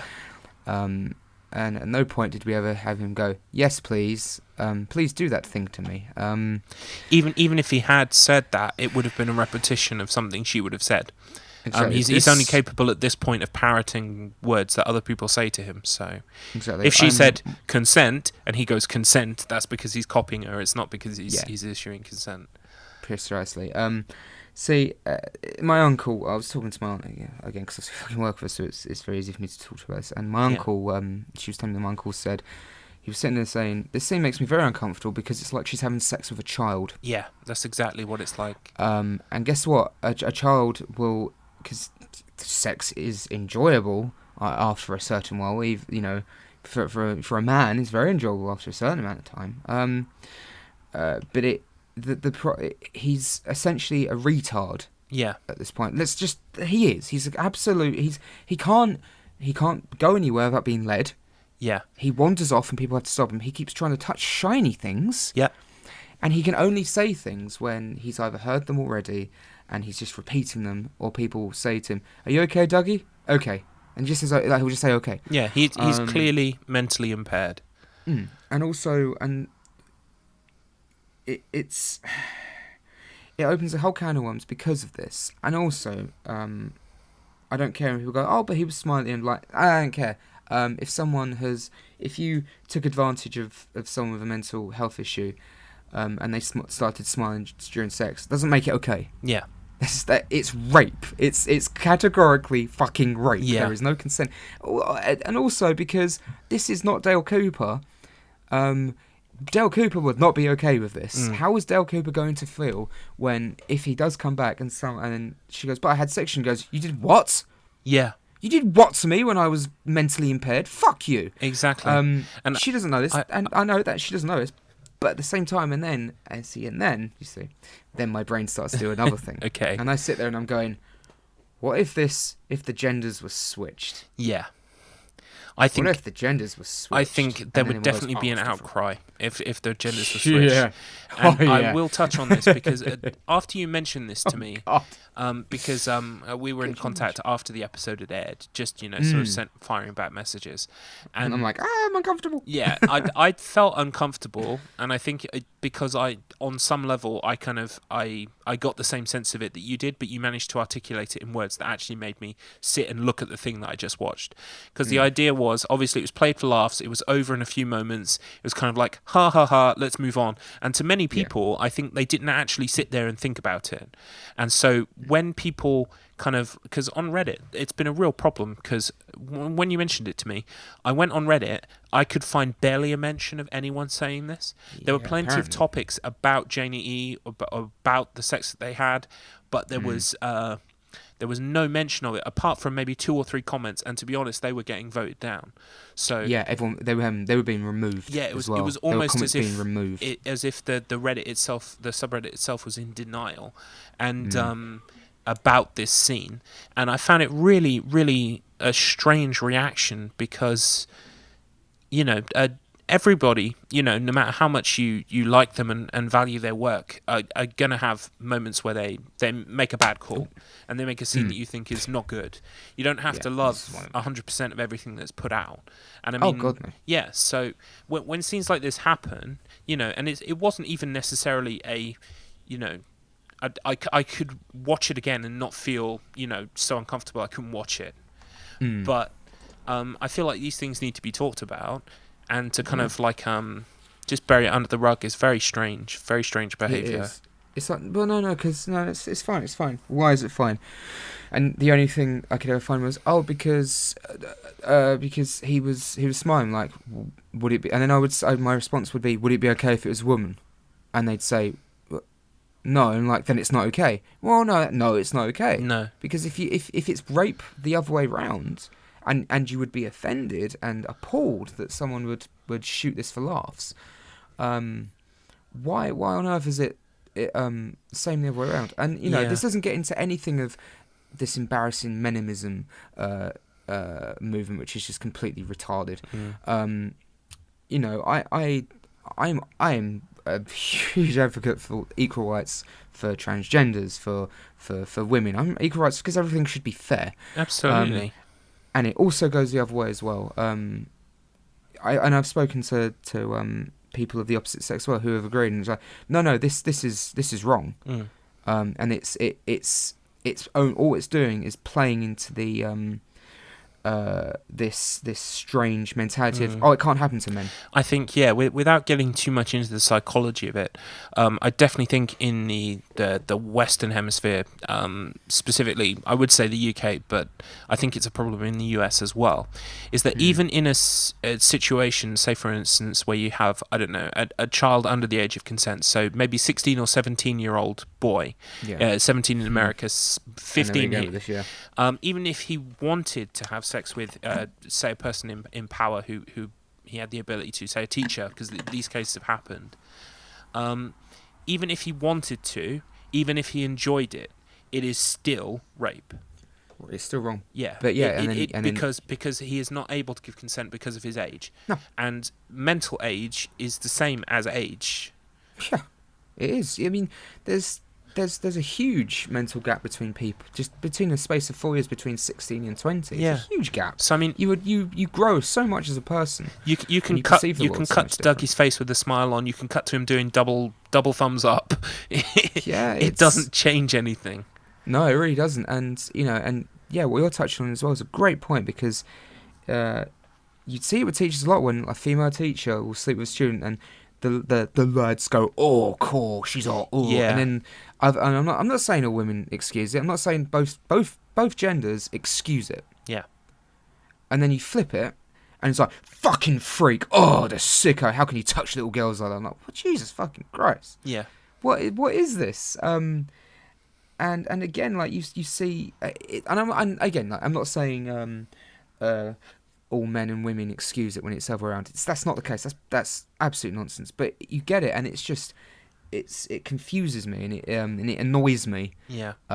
When it's excused in that way. It's like, oh, but nothing. It's wrong, and that person's taking advantage. It's the discrepancy in the double standards, which is understandable in any form of justice, or you don't have to say social justice or whatever. Just in any situation where someone is not being treated fairly as the other person, then it's it's just not right. It's not on. Exactly, and I know, and I good lord, I mean the percentage in rapes between it happening to women and men is just, it's not even, there's no competition at all. But people just need to accept that no, it does and can happen to the male sex. It happens more to women. Jesus Christ, it happens more to women. Yeah. It's just fucking horrifying. But it shouldn't have. But then again, it gets to that point where it gets into that strange one-upmanship that people try to do, where they go, yeah, but it happens more to women. Like, it shouldn't happen to anyone. It's like the people that say the Holocaust was fake, or my favourite ones, they go, oh yeah, but not as many people died as people say they died. I'm like, that doesn't mean it's okay. No one should have died. Yeah. It's this isn't a competition. You shouldn't say, oh yeah, but when it comes to something in terms of rape or murder, that it should never be, oh yeah, but nothing. It shouldn't happen. It's not okay at all. Yeah. Just because it happens more to this group of people, it does to this group of people, doesn't mean it's okay. Exactly. It does not mean it's okay. It's a strange mentality that you think would, by this fucking year of 2017, it would we'd be past this. But I say that, and this whole flat Earth thing is gaining ground, and more people are starting to believe in that. Really? It's like, isn't it like rappers and stuff on Twitter? I'm pretty sure Shaquille O'Neal's like, I believe the world's flat. I'm like, you're an idiot. No, it's just you're so tall, Shaq, that it looks flat. Basketball. Yeah, exactly. You're just a tall motherfucker. Stick to playing basketball and shut the fuck up and stop trying to it's amazing when they go, oh no, it's flat. Go to the edge and take a photo. Prove it. Prove me wrong. You can't, because you're full of shit. Yeah. It's Will Farmer, and vaccines they do nothing. Like, yeah, go and fuck off with your garlic toxins. The problem as well is, without going too off topic, although I feel like we're already, fuck these people. We're off the fucking face of the flat Earth at this point. Fuck them all. Fuck them all. A lot of legitimate concerns and problems that people have. Say, for instance, I'm not questioning vaccinations. For instance, I think vaccinations are very important. Oh yes. But the idea of the government sticking a needle into your kid because it's the law and because you can't do anything about it, presents a philosophical kind of like problem if it's in the hands of a government that's going to do something nasty.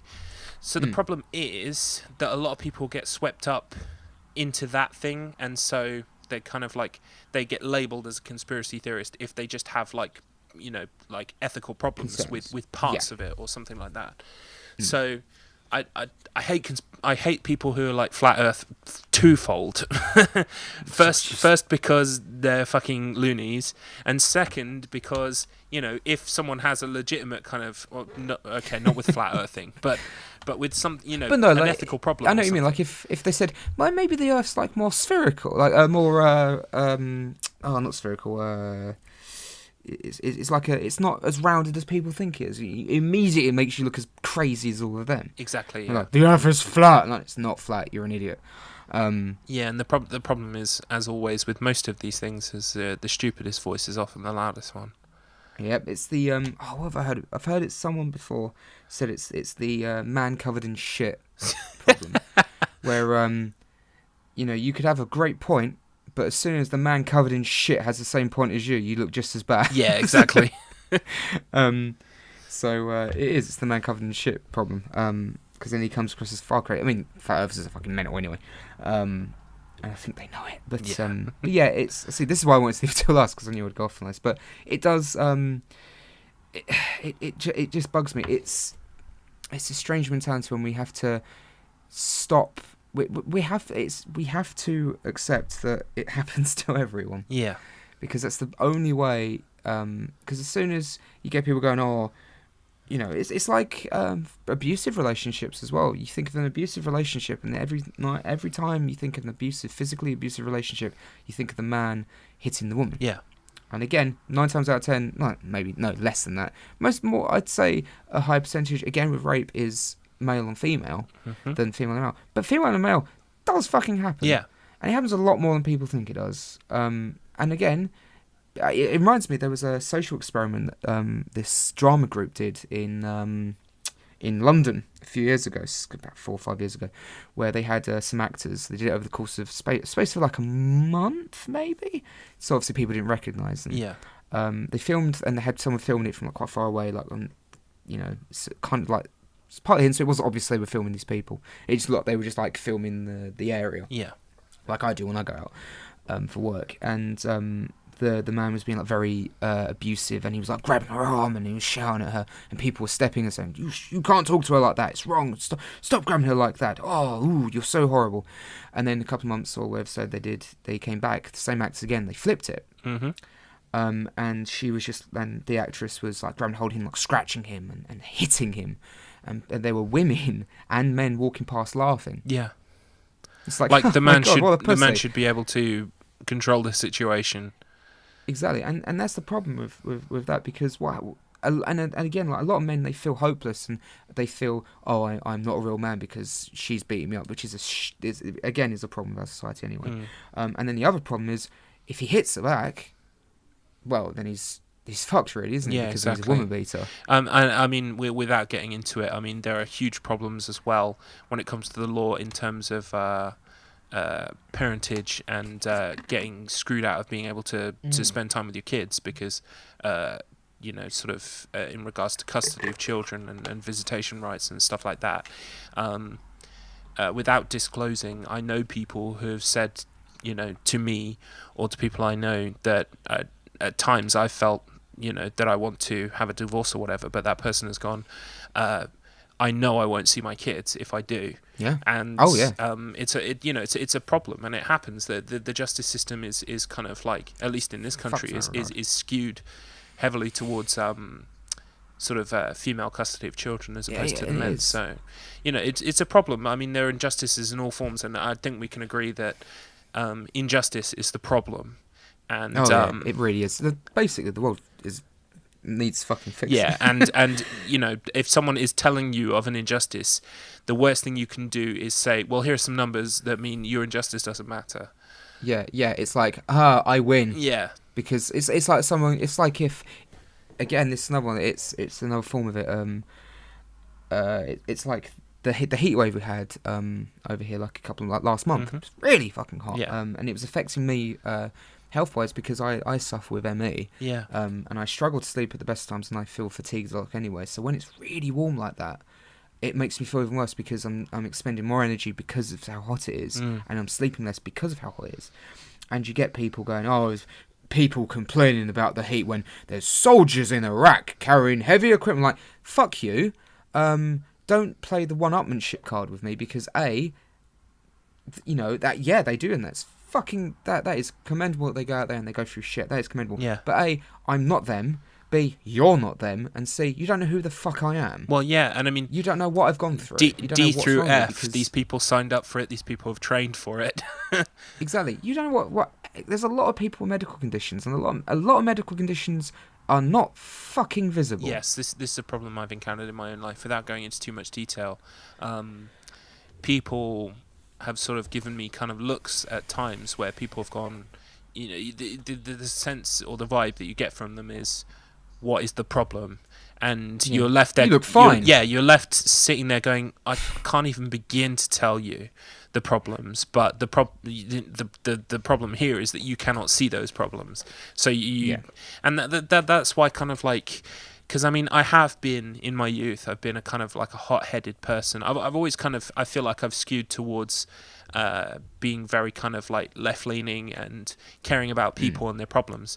But there have been times where I've been callous, and I've been, you know, I've approached people without fully sort of like trying to acknowledge that maybe they have problems that I don't know about, or you know, people are having a hard time and you just don't know. So that's why I you know, and I will slip up in the future. I'm bound to. I'm human. But the point is that, you know, you try and approach people in a way so that you know, you try to take that into account, or you make what's the word? Screw it, I can't remember. But you make acceptances for not acceptances. Exceptions, yeah. Exceptions. God, I'm 30 years old now. I'm over the hill. I'm rolling down the other side. I've only got a month and a bit until that happens to me. So I'm holding on to these remaining days. The remaining days of my youth are slowly trickling away like sand from an hourglass. Well, I'm freewheeling down the other side. I'm going all the way to the bottom. Shit.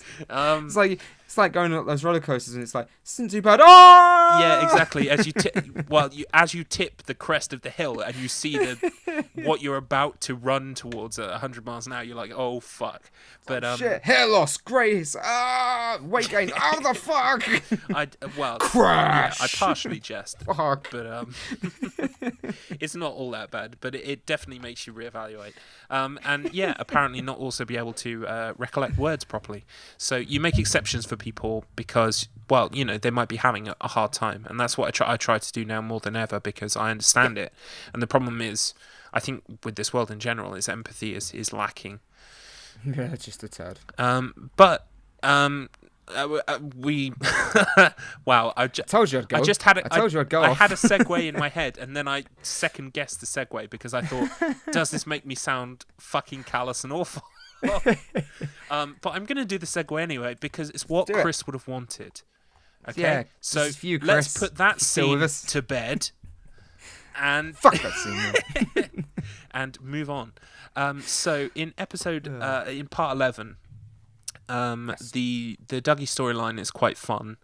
Trying to remember exactly where it starts, but I think, does it start with him getting the check from his boss? Yeah, he gets called into the office. Yeah. And he gives him the check to give to the Mitchum Brothers. Yeah, the whole time he's just happy and smiley. And I mean, a part of me did kind of question and think, well, why is he so happy he's paying out $30 million? But then he goes on to say, well, actually, I did the 1-2 counterpunch double claim. And so actually, we've come into that plus some. So that was really fun. It's just to see that, like, literally, I don't think Dougie can do any wrong at the moment, which is he's a lucky motherfucker. He is. He's kind of like a character in an RPG where, you know, you put all of your points into luck and nothing else. So you're incapable of talking to people or functioning as an adult, but your luck is off the scale. You just roll 20 every time. Nat 20s, what the fuck? Yeah. Nat 20 was charisma score. He's got intelligence of -10. Yeah. He can't tell a door from a window, but like, what the fuck? He survived that explosion that killed everyone else. But it is fun. And he gives him the check, and as we discussed earlier, he heads off to buy something that we're not quite sure what it is. I figured it was, my first guess was that it was cake. Because of the box. So I thought, he's bought a cake, which is kind of like, you know, he turns up with a check and a cake, like with like candles on it or something. But it was kind of fitting it was a cherry pie. And let's talk for a second about the Mitchums again, because I love the Mitchums. When he wakes up and he's eating the cereal, and he's like, I can't eat this. I've been, you know, I had a dream about this guy. I want to kill him. He's like, can't eat. I'm gonna kill him now. It's like, just. And then Robert Nepple looks at the clock. He's like, just a couple more hours, all right? Yeah, and I've seen some people saying this is a kind of like a meta comment on the series as a whole, in sort of like people who can't stand Dougie, that apparently he's kind of going, it's just 3 more hours. So people are going like, does that mean he's going to show up in like episode 14 or something? If that's the case, that's brilliant. If that is the case, it's a really cool nod. But Yeah, that's brilliant. again, That's it the might case. just be reading too much into it. Yeah. And so he heads off. The boss thinks it's to a restaurant, and eventually it is a restaurant. But he gets led out into the desert, and I'm thinking, Yeah. Oh, this is kind of bugger. like Breaking Bad territory. Yeah. Incidentally, I have something to mention to you about Breaking Bad. I'll say it now, even though it's completely unrelated. I watched the new Resident Evil movie, the new CG one. It's called Vendetta. It's shit, yes. don't bother. Oh, really? Well, Oh. it's as bad as... They've released 3 of them now. I thought Degeneration was a 7 out of 10. I thought Damnation, I remember it being an 8 out of 10. I remember it being slightly better. This one is probably back to 7, if not 6. It's pretty to watch, but it's just kind of shit. However, there's this moment where like they're on a plane, and this is Rebecca from Stars, former Stars. Oh, yes. Chris and Leon and some other generic mercs who get killed along the way. Some of them do. And they're on this plane, and they're talking, and then one of them goes, I can't believe you got these guys to stop talking about Breaking Bad. And, like, me and my wife just look at each other, and, like, throughout the rest of the movie, like, at really inopportune moments, like, when something is really horrific is happening, I turn to my wife and I go, so how about that Breaking Bad? I mean, it's so fucking weird. Capcom, the show ended in 2013. Yeah, but I mean, it's like Missed the boat. Yeah, it's just kind of like an attempt at making them seem like real characters living in a real world, and I'm like, instead, I'm sat there thinking, what are the ramifications for the Resident Evil universe? Apparently, Breaking Bad was also created in that universe as well, even though there were bioterrorism outbreaks. What's going on? Is that you telling me Bryan Cranston exists in the Resident Evil universe? Because that's awesome. AMC managed to put together 5.5 episodes, seasons of Breaking Bad with, despite the numerous domestic terrorism incidents involving bioweapons and ooey gooey monsters. Do you know what? They missed a hell of a trick there, didn't they? Do you know what else is in the AMC show? The Walking Dead. Well, maybe that's still ongoing. Yeah, maybe that would have been too close to the, but at least it'd make more sense in the universe. Like, I tell you, the fact that there's all these zombie outbreaks would inspire a show like that. If I ever pick that movie for Spoilers of the Damned, obviously I'd have to get us through the first 2 CG Resident Evils as well. But that scene is just so cringy. They literally, it's like, so how about that Breaking Bad? It's like the dad joke, isn't it? He comes and goes, I like this hip new band called Korn. You're like, oh, Dad, Dad, it's not cool now. Yeah, and it's like Captain going, what are the kids talking about?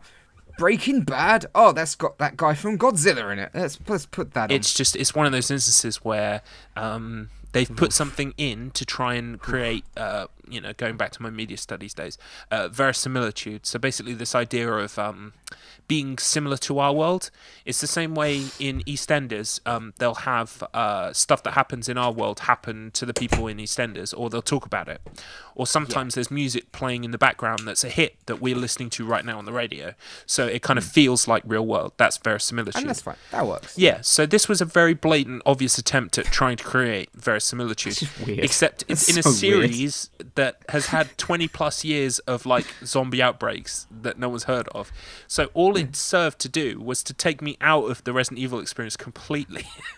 And it reminds you, I'm watching a movie. It may remind you that this world is fake. Completely. Like, Breaking Bad wouldn't exist in this world. Yeah, exactly. People would not be like, they would not be like, did you catch Breaking Bad? They'd be like, so the world nearly fucking exploded again. Yeah. But hey, do you remember that giant monster that Chris Redfield killed with Vickers? Yeah. And then afterwards, he went home and took a year off and watched The Wire or something. For fuck's sake. Yeah, like, I'm gonna put The Walking Dead on. I'm gonna go and watch that. Yeah. I'm gonna go home and watch Dawn of the Dead. it struck I don't me have as bizarre, post-traumatic stress disorder. Yeah, really. Yeah, that's all. Gee, wow, those things those kids like. Yeah, and also that scene you played me that gif of where they're running around shooting guns on the floor. That is fun. It's not as long as it could have been. I would have preferred it to go on even longer. Is it as funny as it looked? Yeah, it's funny. And then the rest is it's all just kind of generic schlock. It's like, oh, we're on a rooftop. Oh, the baddies become a ooey gooey monster. I That mean, kind they of thing. spoil that on the box as well, don't it? It's like, oh, look, that's the monster. Yeah, the monster is on the box. Yeah. Yeah, It's why in would the you do trailer that? as well. I watched the trailer for it. It's like, why would you do that? It's like, it was, I remember back in the day, like you saw like in game magazines, you saw like drawings of William Burke, and you're like, what the fuck is that? Yeah. That's so cool. And then you played the game, you're like, oh, what the fuck is that? That's so cool. But instead, it's like, oh, he's the monster. Yeah. Here it is, like in full. And Because again, like they he's one of those William full Burke anime villains as well. Kind of like pushing the glasses up the nose, like Redfield. Chris Redfield. It's I've been a waiting very for obvious Poundland version of Wesker. Yeah, I mean, Wesker was like, what they ended up doing to his voice always made me chuckle anyway, considering he kind of looked like David Bowie, and then they had like a guy in doing a really terrible impression of Malcolm McDowell. He's like, ah, yes, Chris Redfield, welcome to my abode. Complete. Why does he talk like this? Saturation. Yes, and he that weird thing with his teeth as he talked. It was weird and very strange because he had red eyes. Yes. He was an agent from the Matrix because someone watched the Matrix and went, "Well, that'd be cool." Yeah, that's basically the whole movie of Vendetta. It's just like slow motion guns and kicks and stuff. But anyway, I can hear Chris screaming in my ear from like 2,000 miles away, and 10 years in the future, going, "Hurry the fuck up!" So God, downvote. Just like angry comment. Hate you guys. We need to talk about the final bit. So, yes, as he's approaching and being led out of the car by the chauffeur, I like the fact that I recognised the chauffeur, and then he said "red door," so it's that the was same cool. chauffeur. That was really cool. And as he's approaching, I forget the character's name. It's one of the Mitchums. Oh, Bradley. One of the Mitchums. Bradley Mitchum. He tells the other one about his dream, and he says, "Look, if he's got that really specific thing in the box, we can't kill him." It's like, what the fuck are you talking about? It's like, please. It's just beautiful. Yeah, please, just give me a chance. All right.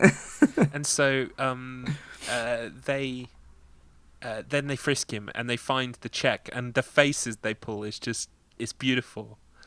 He kind of like runs to the camera, like with the check held up in his hands, like just going, "Oh my god," face. It was just unbridled joy, to be honest. Yeah, and I like the Mitchums. Yeah, I do too. Even though they are clearly gangsters who kill people. Oh, they're dodgy as fuck. But I like them. I think there's something very endearing about them. There is. And then, of course, they take him out to the restaurant. Yeah, not the way they were intending to. They took him out to dinner. Yeah. And they look really. They're very warm and just nice to him. Yeah, it's beautiful. They're so kind of enamoured and happy that they don't even notice. Of course, when the lady comes over, who Mr. Jackpot's provided her own kind of like winnings that she walked off with. Which must be in the region, considering she said that she has a house now and she's got clothes. That it must have been in the regions of hundreds of thousands of dollars. That she will have got from those brothers, and they didn't even flinch. Like, they didn't even realise because they were so happy. Yeah. Oh yeah, they just like don't care. 30 million. Like, yeah, you took us for that much, but yeah, this is 30 million. Gives a shit. And they have the cherry pie, and even though he is essentially parroting a phrase that he's just heard, I really think that the perfect... I mean, Kyle MacLachlan deserves every kind of award you can give him for the acting in this series. The way he says "damn good" is like... He says it like Coop. And that's the most important thing. And kind of like, I had to think there for a second. Did someone else say it? Yeah, they did. He did. Yeah. It was parroting. But just for a second...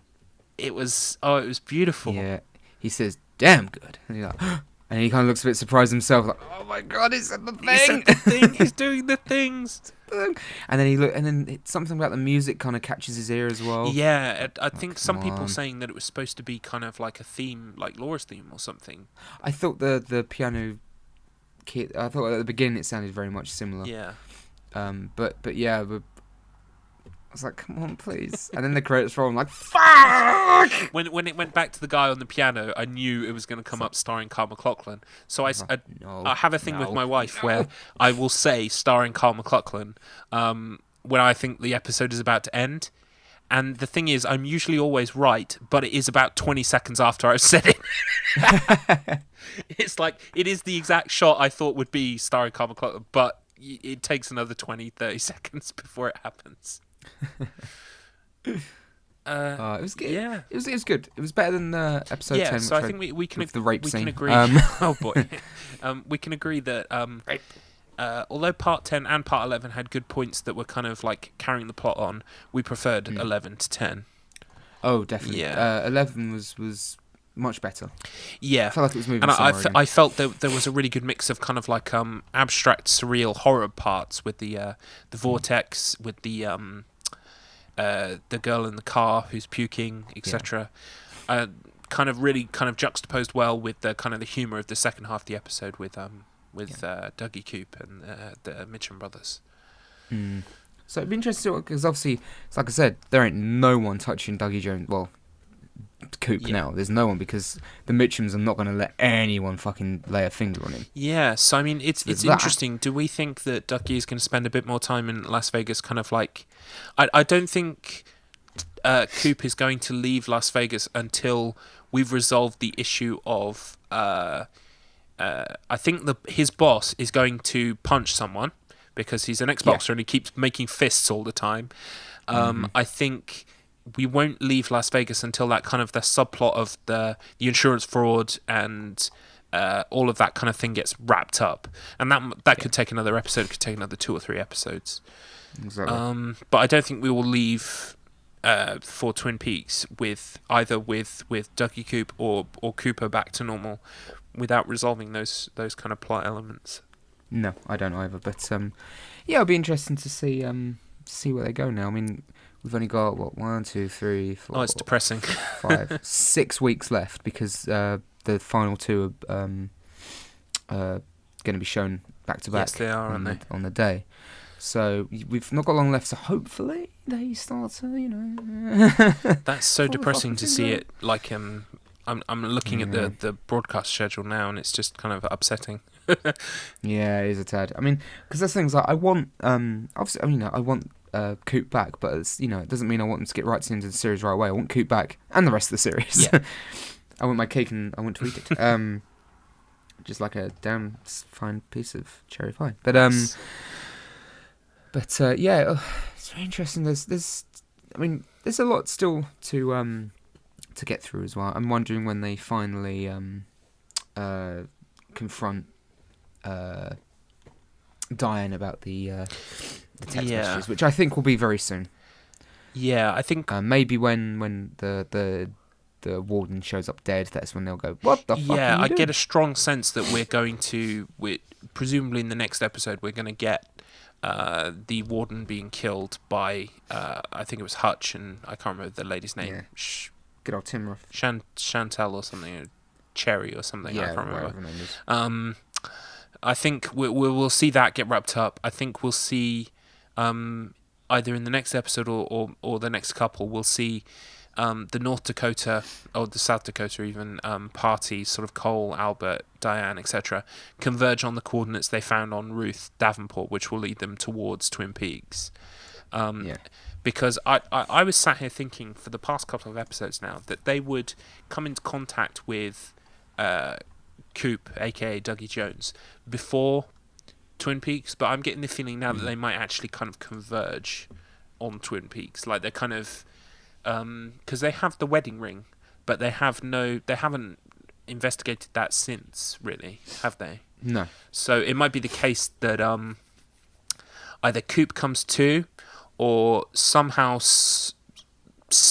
I don't know. I'm just pulling this out of my arse, but I get the feeling that either Coop or Coop with Janie E might move towards Twin Peaks, and I think before they're found by Cole.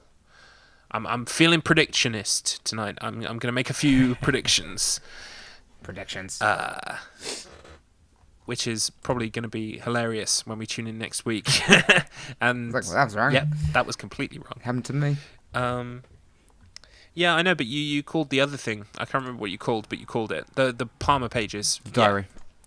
Yeah. And I think I called Mr. Strawberry. I don't think we're ever going to get confirmation on that, but I'm pretty sure that was the name of the dog that the dog's legs comes from. Yeah. I don't care. I'm having it. Okay, well, that sort of wraps up parts 10 and 11.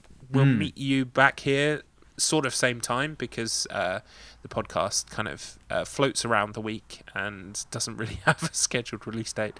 But join us next time for part 12, which will be episode number 8 of this sidecast. Indeed it will, where it will be happening again. And you do know what the subtitle for next episode is, don't you? Matt should have lots of money. No, I don't know. It's Let's Rock. Ooh. Yeah. I allow myself the No, liberty that's of looking at the episodes. You know, they're not even episode titles, but the kind of the phrases they've been kind of like assigning to the episodes based on what characters say. I believe this one is "There was fire where you're going," which is obviously was said by the log lady. Each time the phrase is a piece of dialogue, so someone is going to say "Let's rock." It's not even going to be written on a piece of paper or like Chet Desmond had on his car or whatever it was. It's going to be said by someone. Ooh. Yeah. So, well, why don't we have a little kind of who do you reckon is going to say "Let's rock"? Because I mean, the person who said it before was the man from another place, right? Yeah. Let's see. It won't be who we think it will be. That's a very good prediction. Let's see. It'll be. I'm going to make 3. Okay. I have 3 Yeah, choices. we'll have 3 each. Red. Okay. Yeah, I can see Because that. I know that Shelley's meeting him. Coop. Okay. Well, W. Yeah, just in case.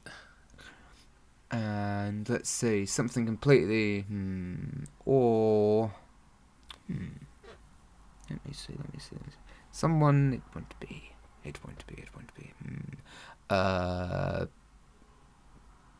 Bobby Briggs. I don't fucking know. But they're the 3 choices. Okay, well, I agree with you that red is a strong possibility. I'm going to float out Mr. C. Oh, And yes. A part of me wants to say Coop just in case, but I'm going to stick with my guns and say either. Oh, no, I can't say either, can I? I want to say that is it Mike, the guy who's yelling advice at people through doorways and stuff? Yes, it's Mike. I want to say him, but yeah, I'm going to say him because I don't think it's going to be the Braintree, because we haven't seen the Braintree in so long. But you know, those could be famous last words. It could be very famous last words. Yeah, so I think if it's red, we're both right. But we've got some other kind of possibilities out there, so that's kind of fun. We'll see who says it. But yeah, until next time, let's rock. Let's rock. It's been very good to see you. Oh, incidentally, I just a little tiny plug. Let me open my phone because we've ended this podcast twice now and we're still here. I downloaded You lucky fuckers. an app today. There is an app on iOS. Do you have an iOS phone, Matt? Android. Oh, bugger. Okay. Might work. Yeah, no. Basically, this app is called. It's only on the App Store, I'm afraid. It's called Esrever, which is reverse backwards, and it's a Twin Peaks app someone on the subreddit has created. What? So basically, you record your voice into it, and then it reverses it. You learn what it is reversed, and then it will play it back normally, so that you can create your own backwards Black Lodge dialogue. What? So let's give it a go. Hang on. Okay, so I'm recording in this. Spoilers of the Damned rocks. Okay, and then. Oh, hang on. Oh no, now it wants me to say it. Okay, Spoilers of the Damned. Hang on. Spoilers of the Damned is awesome. Okay, so now what do I click? Done.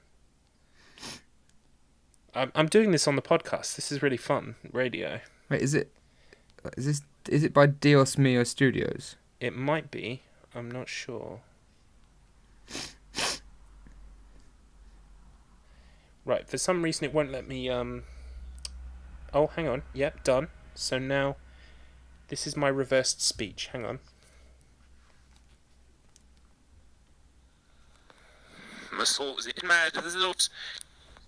Do you hear that? Yes. Yes, I So can hear hang that. on. Let's just practice it. Hang on.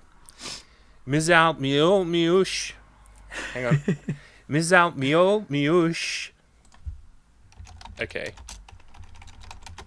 Done. Right. This is your Ezraved speech.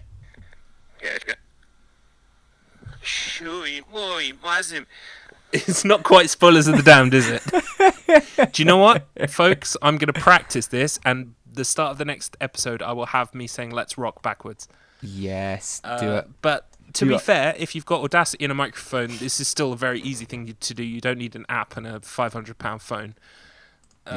So yeah, that app again for anyone who's got an iOS device is Ezraved, or reversed backwards. Reverse backwards. I think I found it as well. Excellent. Have fun. Yeah, I'll play around with it. It'll be great. Yeah, I'm gonna get really good at saying things backwards. Do it. I will. Do it now. And until next time, take care and stay damned. Goodbye.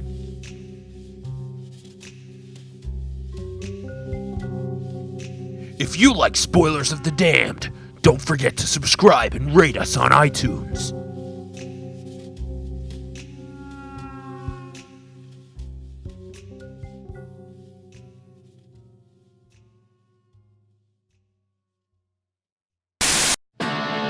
Team Wolfcat production.